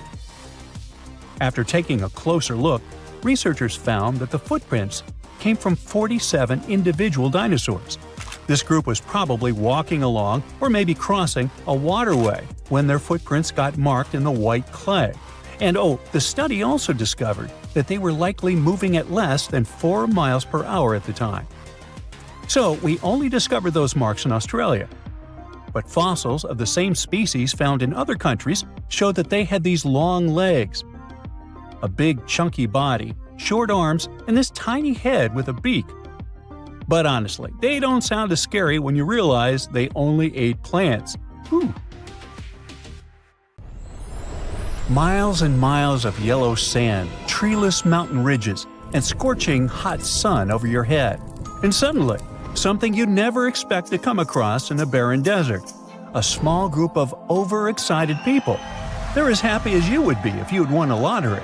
They've just found an ancient tomb, once flooded with its walls in bad shape. But the stuff they discovered inside proves that this is the burial site of one of Egypt's most mysterious pharaohs. Historians have been hunting for his tomb for years, but no one expected it to hide ancient treasures. Fast forward. After careful examination of the site, Egyptian officials have announced the discovery of the tomb of King Thutmose II. It's the last missing tomb from Egypt's 18th dynasty. And this is also the first royal tomb found since King Tutankhamun's was discovered in 1922, in more than 100 years. A team of Egyptian and British archaeologists found the tomb in the Theban Mountains area, west of Luxor, near the famous Valley of the Kings. Before this, the site was only known as Tomb C4, but during their excavation, the team found clear evidence proving it belonged to King Thutmose II. Archaeologists actually found the entrance and main tunnel leading to the tomb in 2022. But at first, they thought it belonged to a queen because it was near the graves of Thutmose III's wives. It was also close to Queen Hatshepsut's tomb. Originally, it was prepared for her when she was just a royal wife, but everything changed when she became pharaoh. But we'll talk about this twist of fate a little later. But soon they realized that their discovery was much more significant. They found alabaster jars with Thutmose II's name and the words "deceased king" written on them. That's when they realized that the tomb was actually his final resting place. Sadly, Thutmose II's tomb has seen better days. According to the head of Egypt's antiquities sector and the leader of the Egyptian excavation team, the tomb suffered major damage from ancient floods not long after the pharaoh's death. Water swept through the burial chamber, likely destroying or displacing many of the original artifacts. Much of what had been once inside the tomb was moved elsewhere in an attempt to salvage it. The researchers found out that the tomb had a basic design, with an entrance, a sloping main corridor, and a burial chamber. The corridor was coated in white plaster and rose about 4.5 feet above the floor of the burial chamber. A large staircase and a very large descending corridor of the tomb indicated its grandeur. It took the team a long time to navigate through, though, as the tomb was blocked by flood debris and collapsed ceilings. Only after crawling through a 32-foot passageway with a small 16-inch gap at the top, the worst nightmare for those of us with claustrophobia, were they able to reach the burial chamber. There, they were in for another surprise. They cleared the debris, expecting to find the crushed remains of a burial beneath. But the tomb turned out to be completely empty. And it was not due to robbery. It had been deliberately emptied. The researchers soon realized that the tomb had been flooded since it had been built underneath a waterfall. It happened just a few years after the king's burial, so the contents of the tomb were moved to another location. That's why there was a second corridor in the tomb. It was most likely made to help remove King Thutmose II's body from his flooded tomb. Despite the damage, the excavation team made some really exciting discoveries. They found traces of mortar decorated with blue inscriptions, yellow stars, and fragments from the Book of Amduat, one of the most significant funerary texts in ancient Egypt. The book was meant to guide the deceased through the underworld, ensuring a safe journey to the afterlife. Now, how about we sneak a peek at ancient Egypt's 18th dynasty? It was all about conquering lands, expanding the empire, and building jaw-dropping monuments. Some of the biggest names from that era, Thutmose I and Thutmose III, both legendary warrior kings who left their mark in history. Thutmose I was a fierce fighter who led major military campaigns, pushing Egypt's border further south than ever before, all the way to the fourth cataract of the Nile. His victories gave Egypt access to new trade routes, stronger political ties, and more wealth. His conquests were so significant that they were recorded in the tombs of his top officials. Thutmose III, sometimes called Thutmose the Great, took things even further. He was not only an incredible military strategist, but also the commander of Pharaoh Hatshepsut's armies before becoming king himself. He led between 17 and 20 military campaigns, winning every single one and expanding Egypt's empire to its peak. He even created the world's first navy. Thutmose III is often remembered as Egypt's greatest warrior pharaoh. And sandwiched between these two powerhouses was Thutmose II, a pharaoh who doesn't get nearly as much attention. Hey, the middle child, right? His reign lasted only about 5 years before he passed away at around age 30 in 1479 BCE. He is kind of a mystery.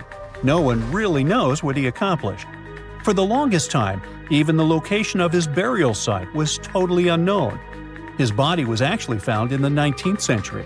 It was just lying around in the mortuary temple of Deir el-Bahari, in a secret chamber where priests used to hide royal mummies centuries after their original tombs were looted by grave robbers. In other words, Thutmose II's body must have been moved from his original resting place at some point in history to protect it. During his lifetime, Thutmose II made at least one major impact on Egyptian history. He married his half-sister, Hatshepsut. That might not sound like a big deal, but it helped her become Egypt's greatest female pharaoh after he passed. The catch? She kept her stepson, Thutmose III, off the throne for decades. When he finally took power, he erased her name from history out of spite. And still, Hatshepsut is one of Egypt's greatest pharaohs, no matter if you're talking about a man or a woman. She brought a lot of wealth and art to Egypt. She led a big trading trip to a place called Punt, where she brought back things like gold, ebony, and incense. She also made sure her name lasted by building amazing structures that we can still see today. At Karnak, she added huge obelisks. One of them is still standing tall. She also was the one to build the Temple of Deir el-Bahari with its countless columns. She was buried there. Interestingly, Hatshepsut was often shown in art as a man with muscles and a beard, like how pharaohs were usually depicted. But she made sure there was always something in the artwork that reminded people she was a woman, like calling herself Daughter of Re or His Majesty herself. When she passed away in 1458 BCE, Egypt wouldn't have a female ruler as powerful as her until Cleopatra, about 1400 years later. According to Egypt's Supreme Council of Antiquities Secretary General, isn't that a mouthful? Hatshepsut's name actually appears in Thutmose II's tomb, meaning she might have even handled his burial. As for their final resting places, well, Hatshepsut was buried in the Valley of the Kings, and Thutmose II's mummy is now in the National Museum of Egyptian Civilization, alongside other ancient Egyptian rulers. It gives visitors a rare chance to see the remains of a nearly forgotten pharaoh. Now, experts consider the discovery of his tomb to be one of the most significant in recent years. The artifacts found there add important details to our understanding of the history of the region and Thutmose II's rule. And even though the tomb's design is fairly simple and follows the same architectural style preferred by later Egyptian rulers, its historical importance is undeniable. In any case, the mission isn't over yet. Archaeologists are now focusing on solving another mystery. Where did the rest of the tomb's contents end up? The team is determined to continue their search. Who knows what other secrets they will uncover that have remained hidden beneath the sands for thousands of years. Antarctica wasn't always a frozen wasteland. A long time ago, it was full of life, and 56 million years ago, something terrifying stalked its jungles.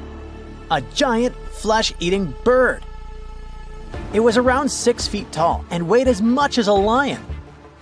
For millions of years, nothing could challenge it. So why did it disappear?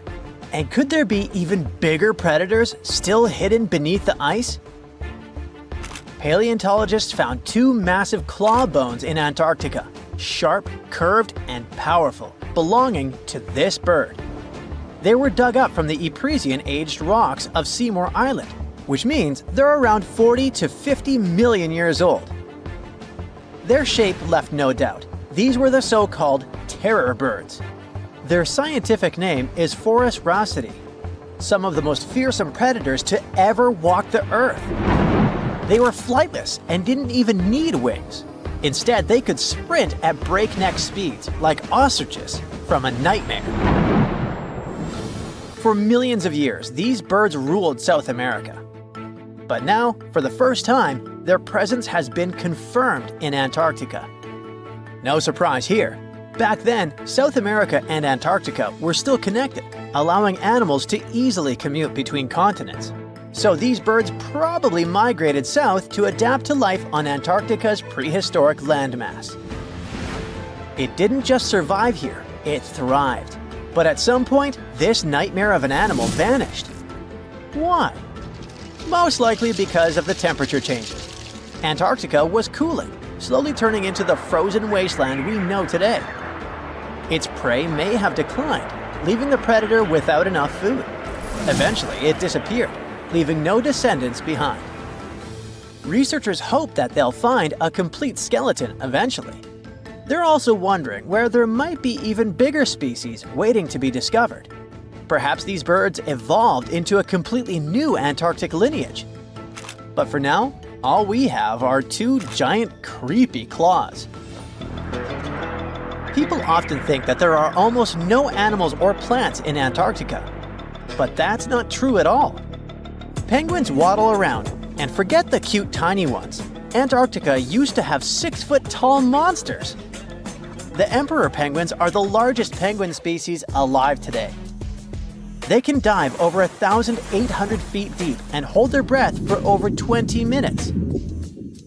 There were giant ancient penguins around 38 million years ago. They were the size of humans. Fossils show they had long, sharp beaks, making them terrifying hunters of fish and squid. The fish there are also absolutely fascinating. Forget giant squids. Colossal squids are nightmares even bigger. Some reach over 40 feet long with massive, super sharp beaks and eyes the size of dinner plates. Finally, orcas, the apex predators of the Antarctic Ocean. They hunt in packs, working together like a wolf pack of the sea to take down seals, fish, and even massive whales. There are even tiny plants like moss and algae, Antarctic hairgrass and pearlwort. They somehow survive against all odds. There are many other myths going on about Antarctica. For example, some people think that when icebergs break off from glaciers, they immediately start drifting straight into the open ocean until they melt. But the reality is way more chaotic. First, when an iceberg breaks off from a glacier or ice shelf, it has to deal with underwater obstacles. It can stay stuck on the seafloor for decades without moving. Then they get caught in powerful whirlpools and spin in place for months. One iceberg, a 23A, spent nearly 40 years frozen in place before finally breaking free, only to get caught in a swirling ocean vortex for another 8 months. After that, their paths are influenced by ocean currents, tides, winds, and even underwater topography. They don't just float freely. Their movements are full of literal, unexpected twists. And speaking of glaciers, another strange rumor is that some humans can't travel more than 311 miles inland in Antarctica because of an impassable ice wall, freezing jet fuel, deadly winds, and no oxygen. But this is completely false. Antarctica has been explored by planes, vehicles, and even scientists on foot. There's an entire research station sitting at the South Pole. People live there all year long. The ice wall is real, a massive ice cliff rising above the ocean. But that isn't some secret barrier, it's an ice shelf. These are thick slabs of ice that form when glaciers slowly flow off the land and spread over the ocean. Almost 3/4 of Antarctica's coastline is made up of them, but they don't form some giant ring around the world. Antarctica is one of the most extreme places on Earth, but we've conquered its challenges, and we keep learning more about it every year. That's why every year, Millions of dollars are poured into keeping research stations running, protecting wildlife, and making sure the people who live there have everything they need. But where does all this money go? Well, Antarctica stations are basically small cities. There's electricity, heating, water purification, food storage, and medical facilities. The biggest station, McMurdo, is basically a town with over 1,000 people in summer. It has everything from a fire station to a gym. The South Pole Station is super deep inland, so it's one of the hardest places to supply.